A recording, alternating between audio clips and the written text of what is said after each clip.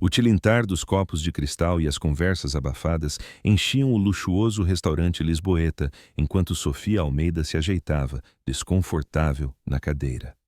Grávida de 6 meses, nenhuma posição parecia correta. Mas, naquela noite, o desconforto vinha de algo mais do que a sua barriga crescente. Ela agarrava os documentos legais que encontrara escondidos na pasta do marido, com as mãos a tremer ligeiramente, enquanto observava Ricardo cortar o seu bife do lombo com uma precisão cirúrgica. "Fala baixo, Sofia. As pessoas estão a olhar", disse Ricardo Monteiro sem levantar os olhos do prato. Mesmo o seu sussurro carregava o tom de comando que o tornara um dos mais bem-sucedidos advogados de negócios de Lisboa e PCA do Grupo Monteiro. Sofia olhou em volta do restaurante, onde tinham celebrado o seu 5º aniversário de casamento apenas no ano anterior. Os mesmos candelabros de cristal projetavam a mesma luz quente sobre casais que partilhavam jantares íntimos, mas naquela noite tudo parecia diferente. Naquela noite, ela tinha a prova de que o seu casamento era uma mentira. "Isto são papéis de divórcio, Ricardo", disse ela, com o seu sotaque alentejano a tornar-se mais pronunciado, como sempre acontecia quando estava perturbada. Tendo crescido em Évora, no Alentejo, aprendera a falar baixo, mas naquela noite lutava para manter a voz firme. "Encontrei-os na tua pasta, juntamente com o relatório do investigador privado sobre mim." Ricardo finalmente levantou o olhar, os seus olhos cinzentos frios como aço de inverno. "Esses papéis são uma precaução, nada mais. Proteção legal padrão para indivíduos com elevado patrimônio líquido. Estás a ser dramática." "Dramática?" Sofia sentiu o rosto corar. "Há um relatório de avaliação de custódia aqui, Ricardo. Andas a mandar seguir-me há meses, e eu sei da Joana." A menção do nome da sua assistente, o maxilar de Ricardo contraiu-se. Ele pousou a faca e o garfo com um cuidado deliberado, da forma como fazia tudo, calculado para o máximo impacto. "A Joana é uma colega profissional. Se estás a insinuar algo inapropriado, estás enganada."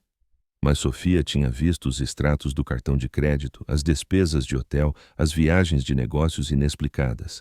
6 anos de casamento tinham-na ensinado a ler os sinais que aquele que em breve se tornaria o seu ex-marido milionário lhe andava a esconder. "Não sou estúpida, Ricardo. Posso ter sido ingênua quando nos conhecemos, mas não sou cega." Ela inclinou-se para a frente, a sua voz baixando para um sussurro. "Quero saber por que te casaste comigo. Quero saber por que me engravidaste e quero saber o que isto significa." Ela deslizou uma página específica pela mesa, uma que lhe tinha revirado o estômago quando a leu. Detalhava o seu passado, a sua história familiar, informações que pareciam estranhamente focadas no apelido de solteira da sua mãe e na sua infância no Alentejo. O rosto de Ricardo ficou branco, enquanto ele percorria o documento com o olhar. Por um momento, a sua máscara corporativa caiu por completo. "Onde arranjaste isto?" "Na tua pasta, juntamente com tudo o resto." Sofia sentiu uma estranha calma apossar-se de si, a mesma sensação que costumava ter antes das provas de aferição, quando ainda era professora do 1º ciclo. "Quero a verdade, Ricardo, toda." O silêncio estendeu-se entre eles como um fio prestes a romper. À sua volta, outros clientes continuavam as suas conversas, alheios ao drama que se desenrolava na mesa 12. Um empregado de mesa aproximou-se com água, mas Ricardo dispensou-o com uma irritação aguda. "A verdade?" A voz de Ricardo tornou-se perigosamente baixa. "A verdade é que és uma mulher ingrata que não percebe a sorte que tem. A verdade é que, sem mim, ainda estarias a dar aulas numa cidade qualquer, a viver de salário em salário. Pelo menos estaria a viver honestamente." "Honestamente?" Ricardo riu, mas não havia humor na sua gargalhada. "Queres falar de honestidade? Andas a mentir a ti mesma há 6 anos, a fingir que este casamento era um conto de fadas. Tu foste um projeto, Sofia, um investimento que está prestes a dar dividendos." As palavras atingiram-na como golpes físicos. Sofia sentiu o bebê dar um pontapé dentro dela, como se respondesse ao seu ritmo cardíaco acelerado. "O que é que isso quer dizer?" "Quer dizer que essa tua pose de professora ingênua pode funcionar com toda a gente, mas eu sei exatamente quanto vales, e não é pelos teus encantadores modos alentejanos." Sofia olhou para ele, vendo claramente pela primeira vez o homem com quem se tinha casado. Não o advogado de sucesso que a arrebatara num evento de caridade, mas alguém calculista e frio. Alguém que falava dela como se fosse uma transação comercial. Estás a falar de dinheiro, disse ela lentamente. Isto é por causa de dinheiro. Tudo é por causa de dinheiro, Sofia. Algo com que nunca tiveste de te preocupar porque eu te sustentei. Mas isso vai mudar. Estás a ameaçar-me? Ricardo recostou-se na cadeira, o seu sorriso corporativo a regressar. Estou a explicar-te a realidade. Tu assinas esses papéis, aceitas o acordo que te ofereço e vais-te embora com dinheiro suficiente para criares o nosso filho confortavelmente. Se lutares contra mim, vais descobrir o quão caro um divórcio pode ser, especialmente quando há questões sobre estabilidade mental. Estabilidade mental? Hormonas da gravidez, explosões emocionais, acusações paranoicas sobre casos extraconjugais, comportamentos muito preocupantes para alguém que espera criar um filho sozinha. Sofia sentiu um frio instalar-se no seu peito. Isto não era apenas sobre o divórcio. Era sobre a custódia, sobre o controlo, sobre garantir que ela nunca poderia escapar ou expor o jogo que ele andava a jogar. Não podes fazer isto. Posso fazer o que for preciso para proteger os meus interesses, e neste momento os meus interesses incluem garantir que o nosso filho cresce a compreender os valores familiares adequados. A ameaça pairava no ar entre eles. Sofia olhou novamente para os documentos, a sua mente a mil. Tinha de haver algo que lhe estava a escapar, alguma peça do puzzle que explicasse por que Ricardo se dera a tanto trabalho para investigar o seu passado, porque ele parecia saber coisas sobre a sua família que ela nunca lhe contara. O relatório do investigador privado, disse ela de repente, menciona o apelido de solteira da minha mãe. Por que precisarias de saber isso? A confiança de Ricardo vacilou por um instante. Verificação de antecedentes padrão para um casamento. Ricardo, nós namoramos durante 2 anos antes de nos casarmos. Tu conheceste o meu padrasto, conhecias a minha história. Por que precisarias de investigar a família da minha mãe? Estás a pensar demasiado nisso. A minha mãe morreu quando eu tinha 17 anos. A família dela não fazia parte da minha vida. Por que te importarias com o nome Mendes? A menção de Mendes, Ricardo ficou completamente imóvel. Sofia observou o seu rosto, vendo o medo substituir o cálculo pela primeira vez no seu casamento. Ricardo, o que é o nome Mendes para ti? Em vez de responder, ele estendeu a mão pela mesa e agarrou-lhe o pulso, com força suficiente para a magoar. Ouve-me com muita atenção, Sofia. Há coisas sobre a tua família que não entendes. Coisas que é melhor deixar enterradas. Se sabes o que é bom para ti e para o nosso bebê, vais assinar esses papéis e desaparecer discretamente. Sofia tentou libertar o pulso, mas ele apertou com mais força. Estás a magoar-me. Estou a tentar proteger-te de cometeres um erro do qual não podes voltar atrás. Forçando-me a assinar papéis de divórcio, ameaçando tirar-me o meu bebê, mantendo-te longe de pessoas que te vão destruir. A conversa estava a entrar num território que Sofia não compreendia. Ela olhou em volta do restaurante na esperança de chamar a atenção de alguém, mas o corpo de Ricardo bloqueava-a da vista da maioria dos outros clientes. Larga-me, Ricardo. Não até me prometeres que vais parar de investigar coisas que não te dizem respeito. Não, a minha família diz-me respeito. A tua família sou eu e o nosso bebê, mas nada importa. Sofia sentiu uma onda de raiva como nunca antes experimentara. Todos os anos de críticas subtis, de ser feita sentir-se pequena e grata, de ter as suas opiniões descartadas como emocionais ou ingênuas, cristalizaram-se num momento de clareza perfeita. A minha família não és tu, disse ela, a sua voz ecoando pelo restaurante. E eu não sou tua propriedade. A bofetada foi tão rápida que ela não a viu chegar. O estalo ecoou pela sala de jantar como um tiro e, de repente, todas as conversas pararam. A bochecha de Sofia ardia e ela sentiu o sabor a sangue onde os dentes lhe tinham cortado o lábio. O silêncio prolongou-se. Pelo que pareceram horas, mas provavelmente foram apenas segundos. Depois, os sussurros começaram e Sofia percebeu que a sua vida acabara de mudar para sempre, da forma mais pública possível. Minha senhora, está tudo bem? Sofia ergueu o olhar e viu um empregado de mesa ao lado da sua mesa, o rosto pálido de preocupação. Ele era alto, provavelmente nos seus 30 e poucos anos, com cabelo escuro e olhos verdes que pareciam estranhamente familiares. A sua voz tinha uma calidez que a fez querer chorar. "Estou bem", conseguiu dizer, embora estivesse claramente longe de estar bem. O empregado olhou para Ricardo com um nojo mal disfarçado. "Meu senhor, vou ter de lhe pedir que saia." "Isto é um assunto privado", retorquiu Ricardo, mas a sua voz não tinha a autoridade habitual. "Já não é." O tom do empregado era calmo, mas inconfundivelmente firme. "A segurança já está a caminho. Pode sair pelo seu pé ou eles podem acompanhá-lo até a saída." Ricardo olhou em volta do restaurante, percebendo finalmente que todos os olhos estavam postos nele. A sua imagem corporativa, tão cuidadosamente cultivada ao longo de décadas, estava a desmoronar-se em tempo real. "Isto não acaba aqui, Sofia", disse ele enquanto se levantava. "Não fazes ideia no que te estás a meter." Ele atirou o guardanapo para a mesa e dirigiu-se apressadamente para a saída, deixando Sofia sozinha com os olhares curiosos de 50 estranhos e um empregado de mesa cuja presença era estranhamente reconfortante. "Posso trazer-lhe, Baicara, um pouco de gelo para a bochecha?" perguntou o empregado gentilmente. Sofia assentiu sem confiar na sua voz. Enquanto ele se afastava, ela notou algo no seu andar, algo confiante mas cuidadoso, como alguém que aprendera a mover-se pelo mundo com propósito, mas sem atrair atenção indesejada. Quando ele regressou com uma compressa de gelo enrolada num pano, sentou-se na cadeira abandonada de Ricardo sem pedir permissão. "Sei que isto é presunçoso", disse ele, "mas não devia estar sozinha agora, e definitivamente não devia conduzir." "Vou chamar um táxi", disse Sofia, aceitando a compressa de gelo com gratidão. "Como se chama?" "Sofia Almeida." Ela fez uma pausa. "Bem, Sofia Guzmão Almeida, suponho. Já não tenho a certeza de qual é o meu nome." Algo cintilou no rosto do empregado à menção de Guzmão. "Guzmão", repetiu ele lentamente, "do Alentejo?"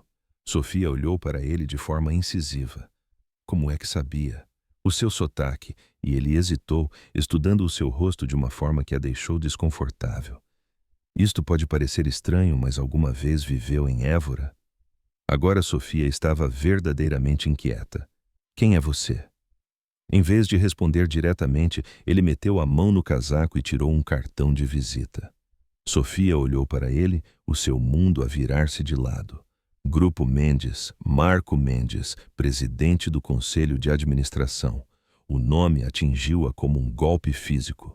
Mendes, o mesmo nome que estava no relatório de investigação de Ricardo, o mesmo nome que o fizera ficar branco de medo. "Não percebo", sussurrou Sofia. Marco Mendes olhou para ela com aqueles olhos verdes familiares, e quando falou, a sua voz era gentil, mas segura. "Acho que percebes, Sofia. Acho que sempre soubeste que algo faltava. Acho que passaste a vida toda a sentir que uma parte de ti estava noutro lugar." Sofia olhou para este homem que afirmava ser um PCA bilionário, mas que lhe servira o jantar, que conhecia a sua cidade natal e o seu apelido de solteira, que olhava para ela como se a tivesse procurado a vida inteira. "Quem é você?" perguntou ela novamente. "Sou teu irmão", disse Marco simplesmente, "e ando à tua procura há 25 anos. 3 horas depois, Sofia estava sentada no seu apartamento penthouse vazio, a olhar para o cartão de visita que virara o seu mundo do avesso. A compressa de gelo já tinha derretido há muito, deixando a sua bochecha dorida, mas a nódoa negra a desaparecer. O que não desaparecia era a afirmação impossível de um homem que dizia ser seu irmão, Marco Mendes. O nome ecoava na sua mente como uma canção meio esquecida. Pesquisara-o online assim que chegou a casa, e os resultados fizeram-na afundar-se na cadeira de pele importada de Ricardo, incrédula.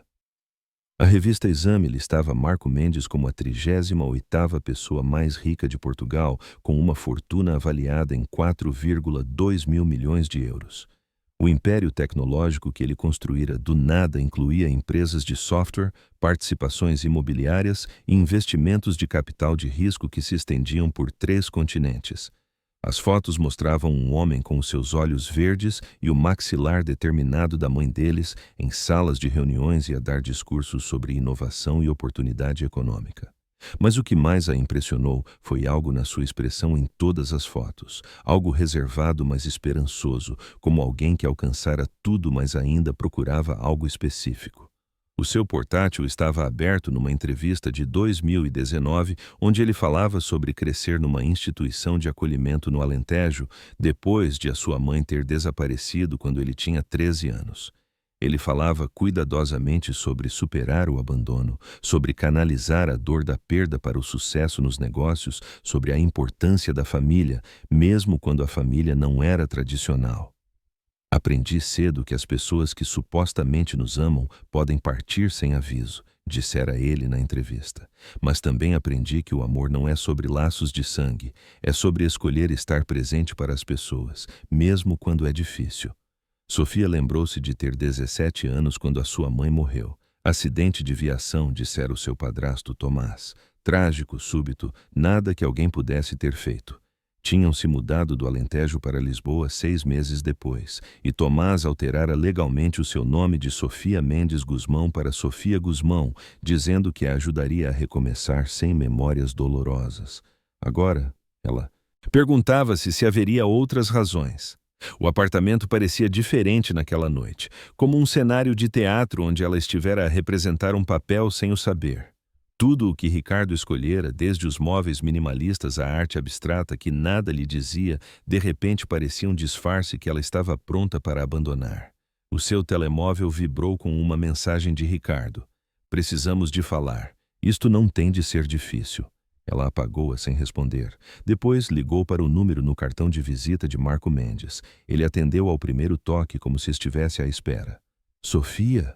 Preciso de te perguntar uma coisa, disse ela sem preâmbulos. Lembraste de uma menina que costumava ler debaixo de um carvalho atrás da Casa Azul na rua Maple?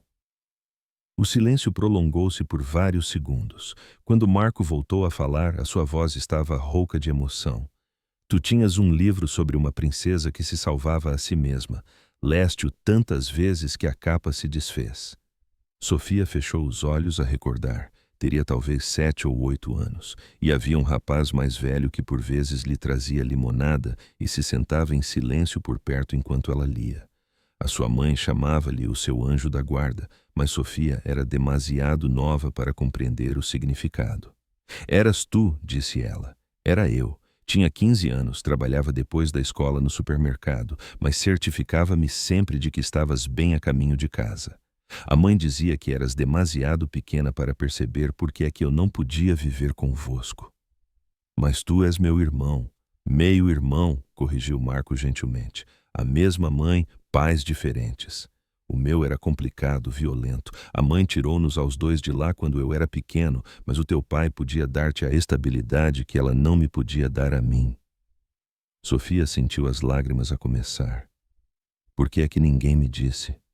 Porque a mãe fez toda a gente prometer que te protegeriam da verdade. Ela tinha pavor que o meu pai nos encontrasse e te magoasse para atingir a ela. Quando ela morreu, o teu padrasto honrou essa promessa, mesmo de ti. Especialmente de mim. O Tomás Guzmão é um bom homem, Sofia. Mudou-te para o outro lado do país e alterou o teu nome porque estava genuinamente com medo pela tua segurança. O meu pai esteve dentro e fora da prisão durante a minha adolescência. A última coisa que a mãe queria era que crescesses nessa sombra. Sofia pensou no seu padrasto, que sempre fora amável, mas distante, que se casara novamente depressa e construíra uma nova família que, de alguma forma, nunca a incluíra completamente. Ela sempre atribuíra a distância ao luto, mas agora perguntava-se se teria sido culpa. Onde está o teu pai agora? O nosso pai, corrigiu Marco, está a cumprir prisão perpétua por homicídio, já há 8 anos. As palavras atingiram Sofia como água gelada. Homicídio. Ele matou um homem que me ameaçou, irônico considerando que ele foi a maior ameaça na minha vida, durante anos. Mas isso é conversa para outra altura. Marco fez uma pausa. O importante é que ele não te pode magoar agora. Não nos pode magoar a nenhum de nós. Sofia esforçava-se por processar esta informação. O seu meio-irmão era um bilionário cujo pai era um assassino condenado, e ela descobrira ambos os fatos na mesma noite em que o seu marido lhe batera em público e ameaçara tirar-lhe o bebê. Isto é uma loucura, disse ela em voz alta. Que parte? Tudo. Esta manhã eu era casada com um advogado de sucesso e pensava que o meu maior problema era a depressão pós-parto. Esta noite descubro que o meu marido planeia divorciar-se de mim por razões ligadas a uma família que eu não sabia que tinha, e o meu irmão é aparentemente um dos homens mais ricos de Portugal. A vida tem uma forma de revelar as verdades todas de uma vez, disse Marco. A questão é o que queres fazer com essas verdades. Sofia olhou em volta do apartamento que nunca sentira como seu, a pensar nos papéis de divórcio e nas ameaças, e na forma como o aperto de Ricardo lhe deixara nódoas negras com o formato de dedos no pulso. Quero perceber o que me está a acontecer. Isso vai exigir algumas conversas difíceis, mais difíceis do que saber que a minha vida inteira foi construída sobre mentiras protetoras. Marco riu-se, mas não havia humor na sua gargalhada. Ficaria surpreendida. Podes encontrar-te comigo amanhã? No meu escritório, digamos, às 10 da manhã? E se o Ricardo descobre? Sofia, eu construí esta empresa durante 15 anos. Se não consigo proteger uma mulher grávida de um advogado narcisista, não sou o empresário que as pessoas pensam que sou. Algo no seu tom fê-la acreditar nele. Pela primeira vez em meses, Sofia sentiu que alguém estava do seu lado incondicionalmente. Está bem, disse ela, mas tenho condições. Diz. Quero a verdade completa sobre a mãe, sobre o teu pai, sobre o porquê de o Ricardo ter tanto medo do nome Mendes, sobre tudo. Chega de mentiras protetoras. Combinado, e quero perceber o que isto significa para o meu bebê. Não vou deixar que o meu filho se torne um peão no jogo que o Ricardo está a jogar, seja ele qual for. Sofia, disse Marco, a sua voz gentil, mas segura, dou-te a minha palavra de que o teu filho vai crescer seguro e amado, e livre dos erros que os nossos pais cometeram. Aconteça o que acontecer, a família protege a família. Depois de desligarem, Sofia sentou-se no apartamento às escuras e pensou na mulher que fora naquela manhã, em comparação com a mulher em que se estava a tornar naquela noite. A transformação parecia como se estivesse a mudar uma pele que nunca lhe assentara bem. Ela preparou um chá e abriu novamente o portátil, desta vez procurando informações sobre a ligação entre o Grupo Monteiro e o Grupo Mendes. O que encontrou fez-lhe o estômago dar um nó. Disputas legais que remontavam a 3 anos, contestações de patentes, queixas regulamentares apresentadas contra empresas de Mendes por sociedades de advogados, incluindo a Monteiro, Holbrook e Associados. Um padrão de ataques sistemáticos que pareciam concebidos não para ganhar, mas para esgotar recursos e criar publicidade negativa. Ricardo não só sabia de Marco, ele travava uma guerra silenciosa contra ele há anos. Sofia pensou em todas as vezes que Ricardo trabalhara até tarde, em todas as viagens de negócios e telefonemas à porta fechada. Ela presumira que ele estava a construir o futuro deles, mas em vez disso, ele estivera a destruir metodicamente o presente do irmão dela. O bebê deu outro pontapé e Sofia pousou a mão na barriga. Não te preocupes, pequenino, sussurrou ela. O teu tio Marco vai ajudar-nos a resolver isto. Pela primeira vez em meses, aquilo pareceu uma promessa em vez de uma esperança. A manhã seguinte trouxe chuva e o tipo de céu cinzento que fazia Lisboa parecer um velho filme a preto e branco. Sofia estava do lado de fora do edifício do Grupo Mendes na Avenida da Liberdade, a esticar o pescoço para ver os andares superiores perdidos nas nuvens baixas. 91 andares de vidro e aço que representavam tudo o que ela nunca imaginara fazer parte da sua vida. O átrio parecia uma catedral, todo em mármore e com um pé direito altíssimo, concebido para fazer os visitantes sentirem-se pequenos.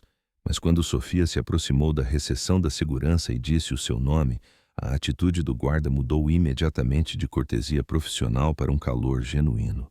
Senhora Almeida, o Sr. Mendes pediu-me para acompanhar pessoalmente. Por aqui, por favor.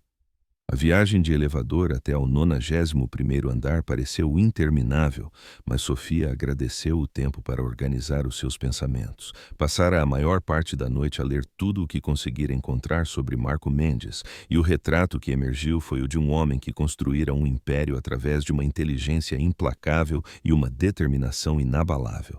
Mas ela também encontrara outra coisa nas entrevistas e perfis, um fio de solidão que perpassava até mesmo os seus maiores sucessos.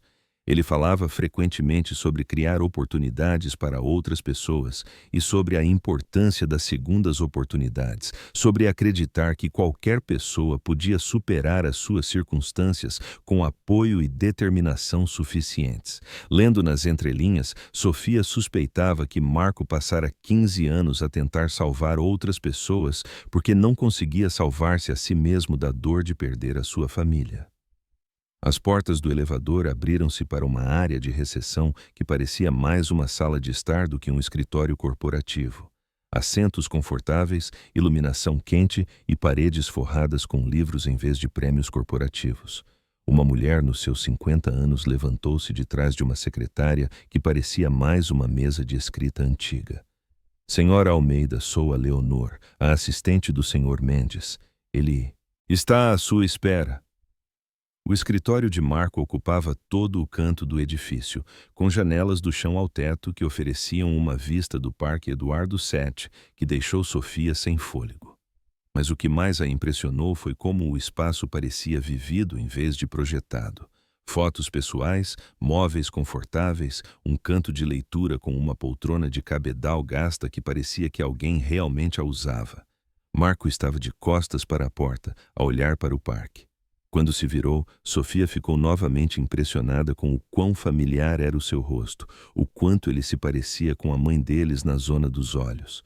Obrigado por teres vindo, disse ele simplesmente. Obrigada por me dizeres a verdade, ou pelo menos parte dela.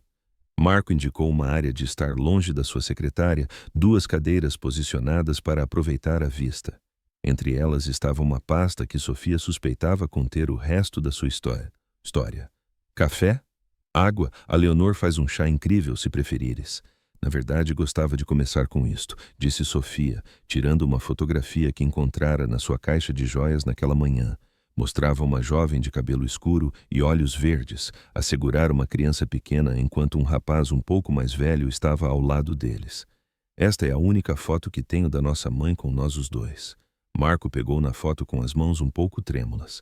Lembro-me deste dia. A mãe tinha acabado de te comprar esse vestido com as flores cor-de-rosa. Insististe em usá-lo em todo o lado durante um mês. Não me lembro do vestido, mas lembro-me de me sentir segura, como se fôssemos uma família a sério. Fomos uma família a sério por um tempinho. Sofia acomodou-se na cadeira, colocando as mãos na barriga enquanto o bebê se mexia inquieto. Conta-me o que aconteceu. Tudo. Marco ficou em silêncio por um longo momento, os seus dedos a percorrer a borda da fotografia. O nosso pai, Vitor Mendes, era o que as pessoas educadamente chamam de problemático. Alcoólico, violento, incapaz de manter um emprego por mais de alguns meses de cada vez. A mãe tentou fazer com que resultasse porque acreditava que o casamento era para sempre, mas quando eu tinha 10 anos, ela já estava a planear a nossa fuga. A nós, os dois. Esse era o plano. Ela andava a poupar dinheiro, a fazer contatos noutros estados, a pesquisar como desaparecer completamente, mas o Vitor descobriu. Sofia sentiu o peito apertar-se. O que é que ele fez? Ele espancou-me de tal forma que me deixou no hospital durante uma semana. Disse à mãe que se ela tentasse fugir conosco, matava-nos aos 3 em vez de a deixar levar os seus filhos. Filhos? Tens de perceber, o Vitor via posse onde outras pessoas viam família. Nós não éramos os filhos dele para amar, éramos a sua propriedade para controlar. A ideia de a mãe nos levar deixava-o em fúrias que aterrorizavam todos os que as viam. Sofia pensou na frieza de Ricardo, nas suas ameaças casuais, sobre custódia e estabilidade mental. Métodos diferentes talvez, mas a mesma visão fundamental de mulheres e crianças como posses. Então a mãe escolheu salvar um de nós em vez de perder os 2, disse ela em voz baixa. Ela tomou a decisão mais difícil que qualquer pai ou mãe pode tomar. Levou-te e fugiu, deixando-me com promessas de que voltaria para me buscar assim que fosse seguro, mas nunca foi seguro. Marco abanou a cabeça. O Vitor passou 2 anos à tua procura, contratou investigadores privados, ofereceu recompensas, até envolveu alguns dos seus amigos criminosos. A mãe vivia num terror constante de que ele te encontrasse e cumprisse as suas ameaças. O que mudou? Eu mudei. A voz de Marco tornou-se neutra. Quando fiz 13 anos, eu era grande e zangado o suficiente para me defender. O Vitor chegou a casa bêbado uma noite e começou a implicar comigo, mas desta vez eu bati-lhe de volta. Mandei-o para o hospital com um maxilar partido e 3 costelas partidas. Sofia olhou para ele, incrédula. Tinhas 13 anos. Idade suficiente para estar farto de ter medo. Depois daquela noite, o Vitor deixou-me em paz, mas também se tornou mais focado em encontrar-te a ti e a mãe, disse ele. Ele precisava de lhe ensinar que levar a sua propriedade tinha consequências. Ele encontrou-vos? A mãe não. Ela era demasiado esperta, demasiado cuidadosa, mas ele descobriu as informações do teu padrasto de alguma forma. O Tomás Guzmão ligou à mãe em pânico, disse que alguém andava a fazer perguntas sobre ti na tua escola. Sofia sentiu um arrepio a subir-lhe pela espinha. O que é que a mãe fez? Ela tomou outra decisão impossível. Ligou ao Tomás e disse-lhe para te levar e desaparecer, mudar o teu nome, mudar-se para o outro lado do país, cortar todos os laços com quem quer que soubesse da vossa ligação ao Alentejo. Ela disse-lhe que se o Vitor te encontrasse, ele usar-te-ia para a magoar, e depois matá-los-ia a todos para encobrir os seus rastos. E o Tomás concordou. O Tomás amava-te de verdade, não da forma possessiva que o Vitor entendia o amor. Ele levou-te para Lisboa, adotou-te legalmente, deu-te o nome dele e construiu para ti uma vida onde o Vitor Mendes nunca te poderia alcançar. Sofia sentiu as lágrimas a começar. E tu e a mãe? Concordamos que o mais seguro era eu ir para o acolhimento familiar. A mãe ficaria escondida até o Vitor desistir de te procurar e depois encontraríamos uma forma de reconstruir a nossa família. Mas isso nunca aconteceu. O Vitor foi preso por agressão 6 meses depois e depois novamente por roubo. Esteve dentro e fora da prisão nos 4 anos seguintes, sempre a fazer ameaças sobre o que faria quando saísse, sempre a deixar claro que encontrar-te era a sua principal prioridade. Sofia percebeu que estava a suster a respiração. E depois? E depois a mãe morreu naquele acidente de viação quando tu tinhas 17 anos. Súbito, trágico, nada que alguém pudesse ter feito. A forma como Marco o disse fez Sofia olhar para ele de forma incisiva. Tu não acreditas que foi um acidente. Acho que a mãe estava exausta de 5 anos a esconder-se, 5 anos a olhar por cima do ombro, 5 anos separada de ambos os seus filhos. Acho que ela estava a conduzir demasiado depressa com o mau tempo porque se apressava para se encontrar com alguém que dizia ter informações sobre a mais recente libertação do Vitor da prisão. Alguém lhe preparou uma armadilha? Nunca consegui provar, mas também nunca consegui livrar-me da sensação de que o acidente da mãe foi demasiado conveniente, demasiado oportuno, demasiado perfeitamente trágico. Sofia sentiu-se mal. Achas que o teu pai a mandou matar? O nosso pai, corrigiu Marco novamente. E sim, acho que é possível. O Vitor nunca o admitiu, mas também nunca pareceu surpreendido por ela ter morrido exatamente quando estava a começar a planear uma reunião conosco. O bebê deu um pontapé tão forte que fez Sofia arfar e Marco ficou imediatamente alerta. Estás bem? Só a processar a ideia de que a minha mãe pode ter sido assassinada por um homem que passou anos a caçar-me como um animal. Marco estendeu a mão e pegou na dela. Sofia, preciso que entendas uma coisa. O Vitor não te pode magoar agora. Ele está a cumprir prisão perpétua. Não tem contatos no exterior. E mesmo que tivesse, não sabe onde estás nem quem te tornaste. Está segura. Mas o Ricardo sabe quem eu sou. O Ricardo sabe sobre o nome Mendes e ele tem usado essa informação de alguma forma. O que nos leva à pergunta que me tem tirado o sono há 3 anos, disse Marco. Como é que o teu marido sabe coisas sobre a nossa família que eu demorei uma década e recursos consideráveis para descobrir? Sofia pensou no relatório do investigador privado, na reação de Ricardo ao nome Mendes, nas suas ameaças e na sua confiança de que podia controlar o futuro dela. Eu acho, disse ela lentamente, que o meu casamento nunca foi por amor. Acho que foi sempre sobre acesso a algo, mas não percebo o que. Marco abriu a pasta entre eles e tirou do baem um documento que fez o coração de Sofia afundar-se. O Grupo Mendes tem uma estrutura corporativa única, disse ele. Quando construí a empresa, incluí disposições que permitiriam a qualquer parente de sangue direto reivindicar uma participação significativa, se certas condições fossem cumpridas. Que tipo de condições?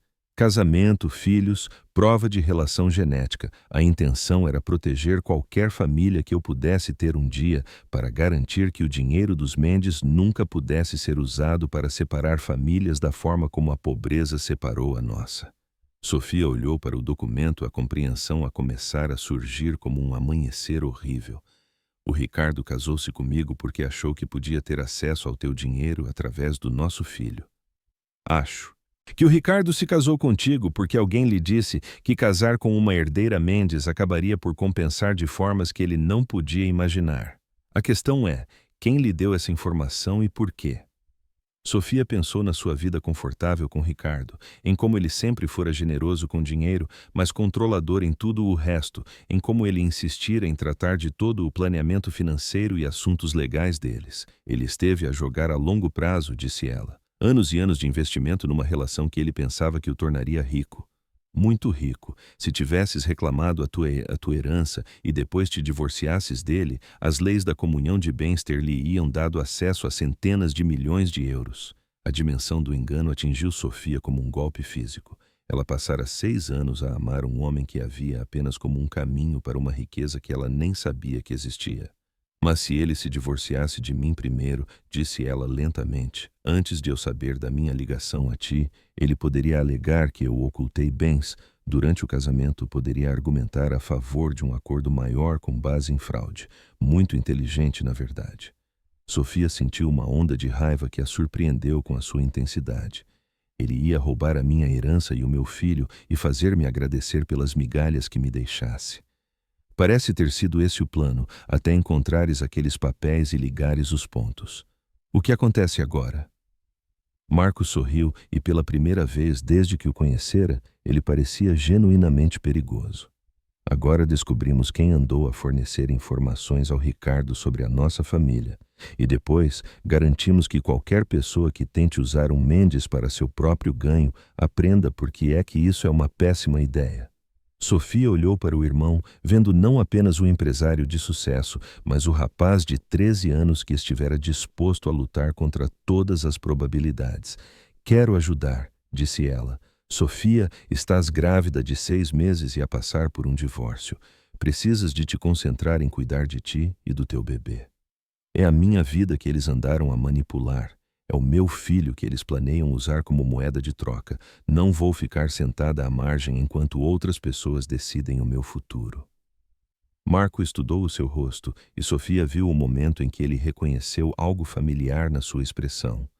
Tens os olhos da mãe, disse ele baixinho, mas também tens a sua força de caráter. Ok, fazemos isto juntos, mas fazemo-lo de forma inteligente e segura. Qual é o primeiro passo? O primeiro passo é mudar-te para um sítio onde o Ricardo não te encontre enquanto descobrimos o seu próximo movimento. Tenho um lugar que é seguro, confortável e completamente privado. Não posso simplesmente desaparecer. Tenho consultas médicas, responsabilidades. Tudo isso pode ser tratado com melhor segurança e muito mais apoio do que tiveste até agora. Marco inclinou-se para a frente. Sofia. Passei 25 anos a perguntar-me o que aconteceu à minha irmã. Não te vou perder outra vez porque subestimamos o que pessoas desesperadas estão dispostas a fazer. Sofia pensou nas ameaças de Ricardo, na sua confiança de que podia controlar o futuro dela, no cálculo frio nos seus olhos quando lhe batera. Está bem, disse ela, mas quero perceber tudo. Chega de mentiras protetoras, chega de decisões tomadas para o meu próprio bem. Quero saber com o que estamos a lidar e como vamos resolver isto. Combinado, mas primeiro quero que conheças alguém que me ajudou a procurar-te todos estes anos. Alguém que tem umas teorias sobre como o Ricardo obteve as suas informações. Quem? Uma investigadora privada que se especializa em espionagem corporativa e reunificação familiar. O nome dela é Inspetora Maria Santos, e ela acha que a ligação do teu marido à nossa família remonta a muito mais tempo do que qualquer um de nós imaginava. Como se fosse convocada pelo seu nome, a porta do escritório abriu-se e uma mulher na casa dos 40 entrou, carregando uma pasta grossa e com uma expressão que sugeria que trazia notícias de que ninguém ia gostar. Senhora Almeida, disse ela, precisamos de falar. A inspetora Maria Santos tinha o tipo de presença que fazia as pessoas confessarem coisas que nunca planearam contar a ninguém. Compacta e eficiente, com o cabelo grisalho apanhado num rabo de cavalo prático e olhos que não perdiam nada, ela sentou-se na terceira cadeira do escritório de Marco e abriu a sua pasta com o cuidado de quem manuseia provas. Antes de começarmos, disse ela a Sofia, preciso que entenda que o que lhe vou dizer vai mudar a forma como vê toda a gente na sua vida. Tem a certeza de que está pronta para isso? Sofia olhou de Maria para Marco, notando a tensão nos ombros do irmão. Acho que já não tenho escolha.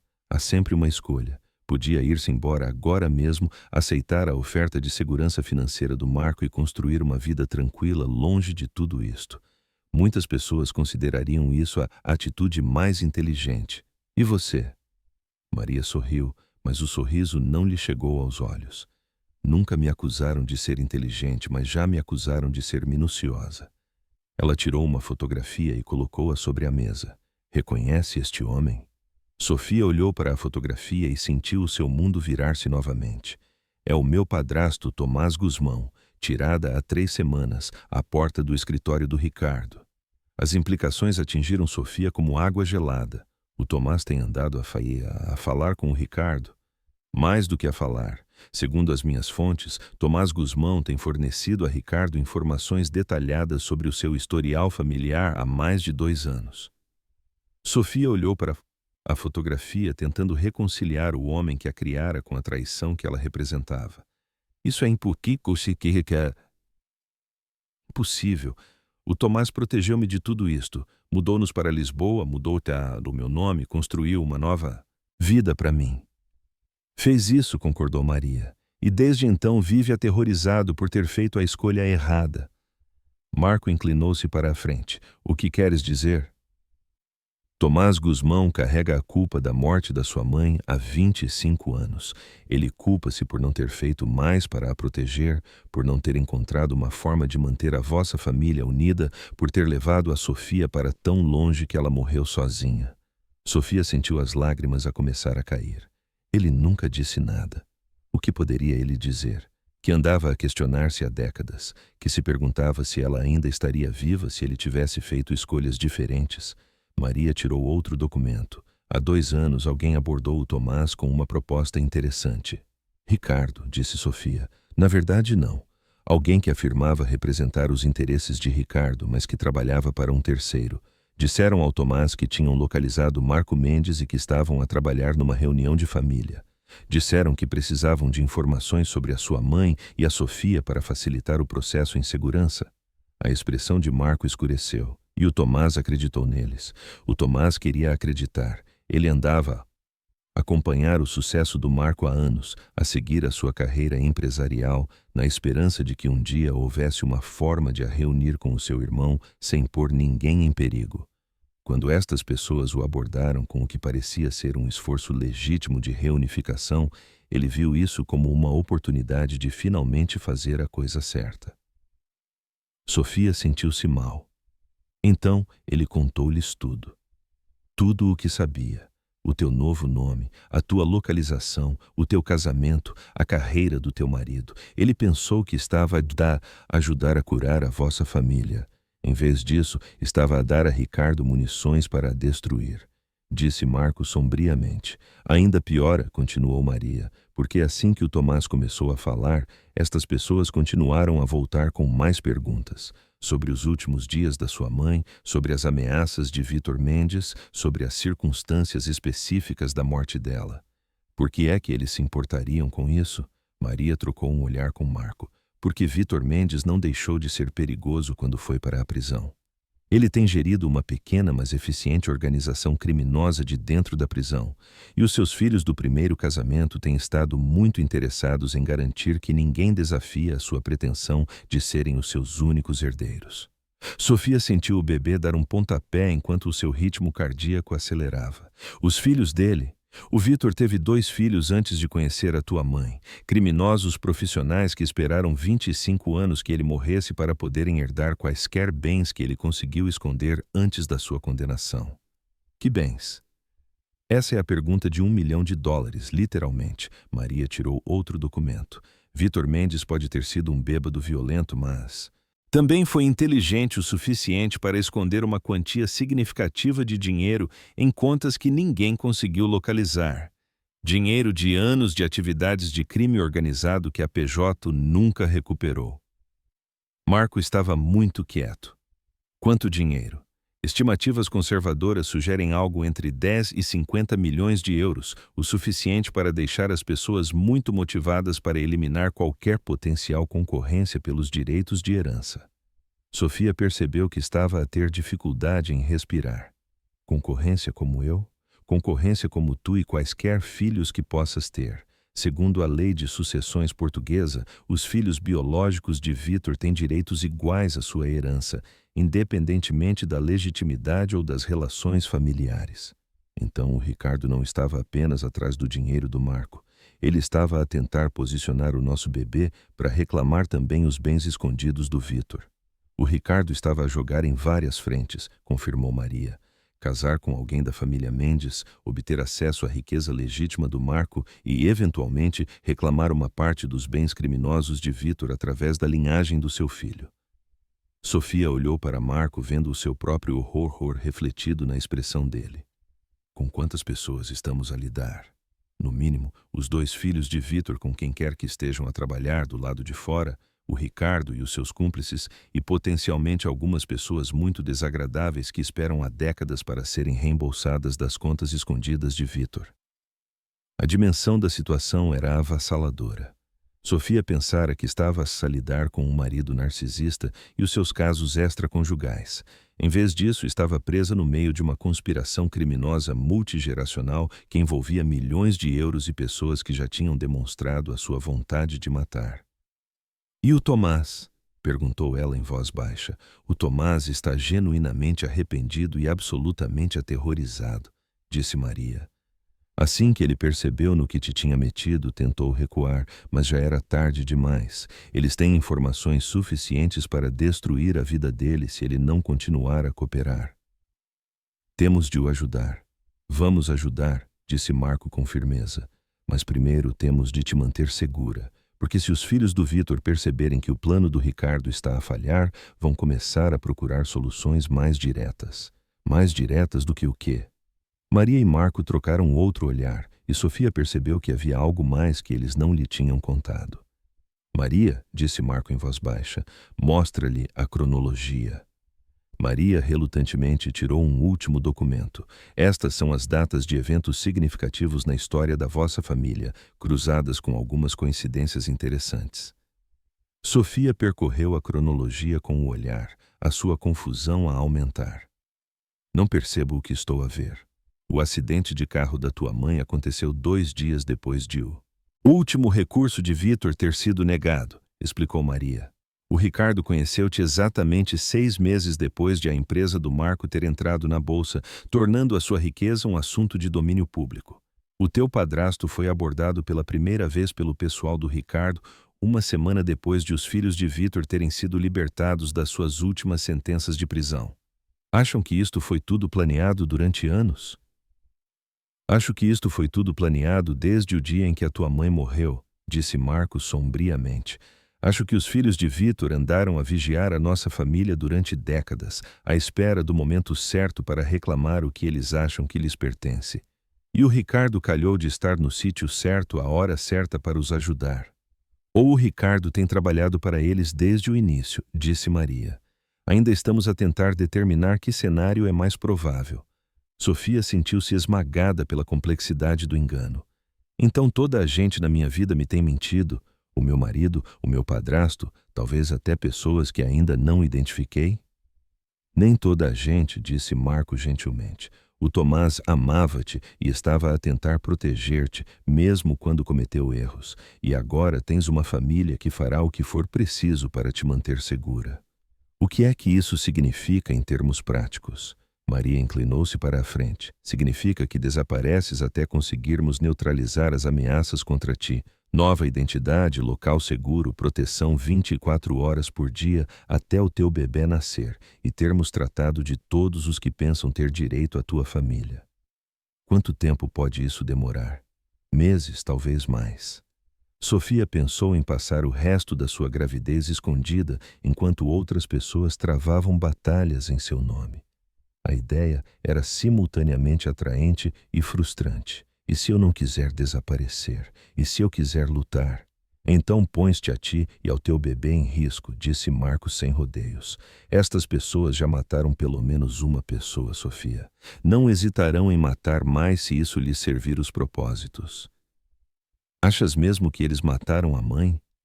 Acho que o acidente da tua mãe foi terrivelmente conveniente para pessoas que precisavam que ela parasse de interferir com os seus planos a longo prazo. Sofia pousou as mãos na barriga, sentindo os movimentos firmes do bebê. Pela primeira vez, ela compreendeu que isto já não era apenas sobre ela. Quaisquer que fossem as suas escolhas, afetariam uma criança inocente que merecia crescer segura e livre da violência que moldara tanto a sua infância como a de Marco. Está bem, disse ela finalmente, eu desapareço. Mas quero atualizações regulares e quero ter uma palavra a dizer em como isto se resolve. Não vou passar o resto da minha vida a olhar por cima do ombro porque tivemos demasiado medo para lidar com o problema de forma permanente. O que estás a sugerir? Estou a sugerir que talvez seja a altura de a família Mendes parar, de fugir do legado do Vítor e começar a lutar. Marco sorriu, e Sofia viu algo feroz e determinado na sua expressão. Agora estás a falar como uma Mendes, disse ele. A casa de refúgio que Marco arranjara era uma propriedade extensa na Quinta do Lago, completa com uma praia privada, segurança de última geração e uma equipa que parecia antecipar todas as necessidades de Sofia antes mesmo de ela as ter. Deveria ter sido um paraíso, mas após 3 semanas de luxo e isolamento, Sofia estava pronta para subir pelas paredes. Estás a andar de um lado para o outro outra vez, observou a doutora Helena Campos da sua cadeira junto à lareira. A obstetra que Marco contratara fazia visitas domiciliárias 2 vezes por semana, em parte para os cuidados médicos de Sofia, e em parte porque era uma das poucas pessoas autorizadas a aceder à propriedade. Estou grávida, não inválida, respondeu Sofia, continuando o seu circuito pela sala de estar. E estou a enlouquecer com todo este tempo sentada enquanto outras pessoas tratam da minha vida. O teu irmão está aí a tentar proteger-te. O meu irmão está a tentar controlar uma situação que está fora de controlo há 25 anos. Há uma diferença. A doutora Campos fechou o seu processo clínico e estudou Sofia com o tipo de atenção que a fez sentir-se como um espécime sob um microscópio. Fala-me dos pesadelos. Sofia parou a meio do passo. Tinha tido o mesmo sonho durante semanas, variações de um tema que terminava sempre com a sua mãe a conduzir durante uma tempestade, a chamar o nome de Sofia enquanto o seu carro derrapava em direção a uma colisão inevitável. São apenas sonhos de estresse. Ansiedade com a situação? As respostas ao trauma podem manifestar-se de muitas formas, especialmente durante a gravidez. As alterações hormonais combinadas com a agitação emocional que viveste criam a tempestade perfeita para o processamento psicológico. Achas que estou a ter um esgotamento? Acho que estás a ter uma resposta completamente normal à descoberta de que a tua vida inteira foi construída sobre mentiras e enganos. A questão é se vais deixar que esse trauma defina o teu futuro ou se vais assumir o controle da tua própria narrativa. Sofia afundou-se na cadeira em frente à doutora Campos, admitindo finalmente o quão exausta se sentia.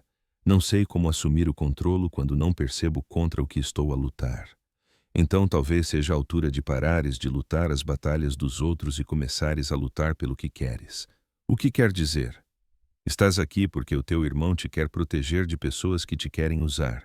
Mas o que é que tu queres, Sofia? Se pudesses escrever o final desta história tu mesma, como seria? Sofia pensou na pergunta que a assombrava há semanas. O que é que ela queria? Durante meses ela andara a reagir às decisões dos outros, às revelações dos outros, aos planos dos outros para o seu futuro. Quero que o meu filho cresça livre, disse ela finalmente. Livre da violência que moldou a minha família, livre de pessoas que veem as crianças como bens a serem aproveitados, livre do tipo de medo que fez a minha mãe escolher o exílio em vez de lutar. É um bom começo. Que mais? Quero a verdade toda sobre a morte da minha mãe, sobre os bens de Vitor Mendes, sobre quem andou a manipular a minha vida e por quê. Estou farta de viver numa história onde não conheço o enredo. E, pessoalmente, o que queres para a Sofia para além de ser mãe, irmã ou vítima? A pergunta apanhou Sofia de surpresa. Ela percebeu que passara tantos anos a ser definida pelas suas relações com outras pessoas que se esquecera de considerar o que queria para si mesma. Quero ser importante, disse ela em voz baixa. Passei 6 anos casada com um homem que me via como um meio para um fim. Quero ser valorizada por quem sou, não pelo que posso fornecer ou pelo que represento. Achas que isso é possível na tua situação atual? Sofia olhou em volta da bela prisão que Marco criara para ela, pensando nos guarda-costas lá fora e no sistema de vigilância que monitorizava todas as entradas da propriedade.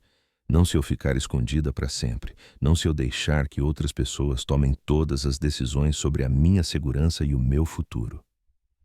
A Dra. Hartman acenou com a cabeça. Como seria assumir o controle em termos práticos? Não sei, não tenho os recursos nem o conhecimento para lutar contra pessoas como os filhos de Vitor sozinha. Mas tens um irmão que tem esses recursos. A questão é se queres ser uma parceira nessa luta ou uma espectadora dela. Antes que Sofia pudesse responder, o seu telemóvel tocou com uma chamada de Marco. Ela esperava a sua chamada diária, mas a sua voz soava tensa de uma forma que a pôs imediatamente em alerta. Sofia, precisamos de falar. A doutora Campos pode ficar para esta conversa? Claro. O que se passa? A Maria obteve novas informações sobre as atividades do Ricardo. Sabemos por que ele tem estado tão confiante em controlar o vosso acordo de divórcio. Sofia pôs a chamada em alta voz para que a doutora Campos pudesse ouvir. Diz-me, o Ricardo tem estado a construir um caso para te declarar mentalmente incompetente. Ele tem documentado o que chama de instabilidade emocional, comportamento paranoico e pensamento delirante. Ele planeia argumentar que a tua gravidez, combinada com o estresse de saberes da tua ligação familiar a mim, desencadeou um colapso psicológico que te torna inapta para tomar decisões sobre a tua própria vida ou o futuro do teu filho. As palavras atingiram Sofia como golpes físicos. Ele não pode fazer isso. Pode se tiver provas suficientes, e segundo as fontes da Maria, ele tem sido muito metódico na criação dessas provas. A doutora Campos inclinou-se para a frente. Que tipo de provas? Registros médicos que mostram a ansiedade e depressão da Sofia durante a gravidez, documentação das suas acusações sobre o caso dele, que ele está a caracterizar como ciúme paranoico, depoimentos de testemunhas sobre as suas explosões emocionais, incluindo o incidente no restaurante. Sofia sentiu-se mal. Ele vai usar a minha reação a ter sido esbofeteada como prova de que sou instável. Piora.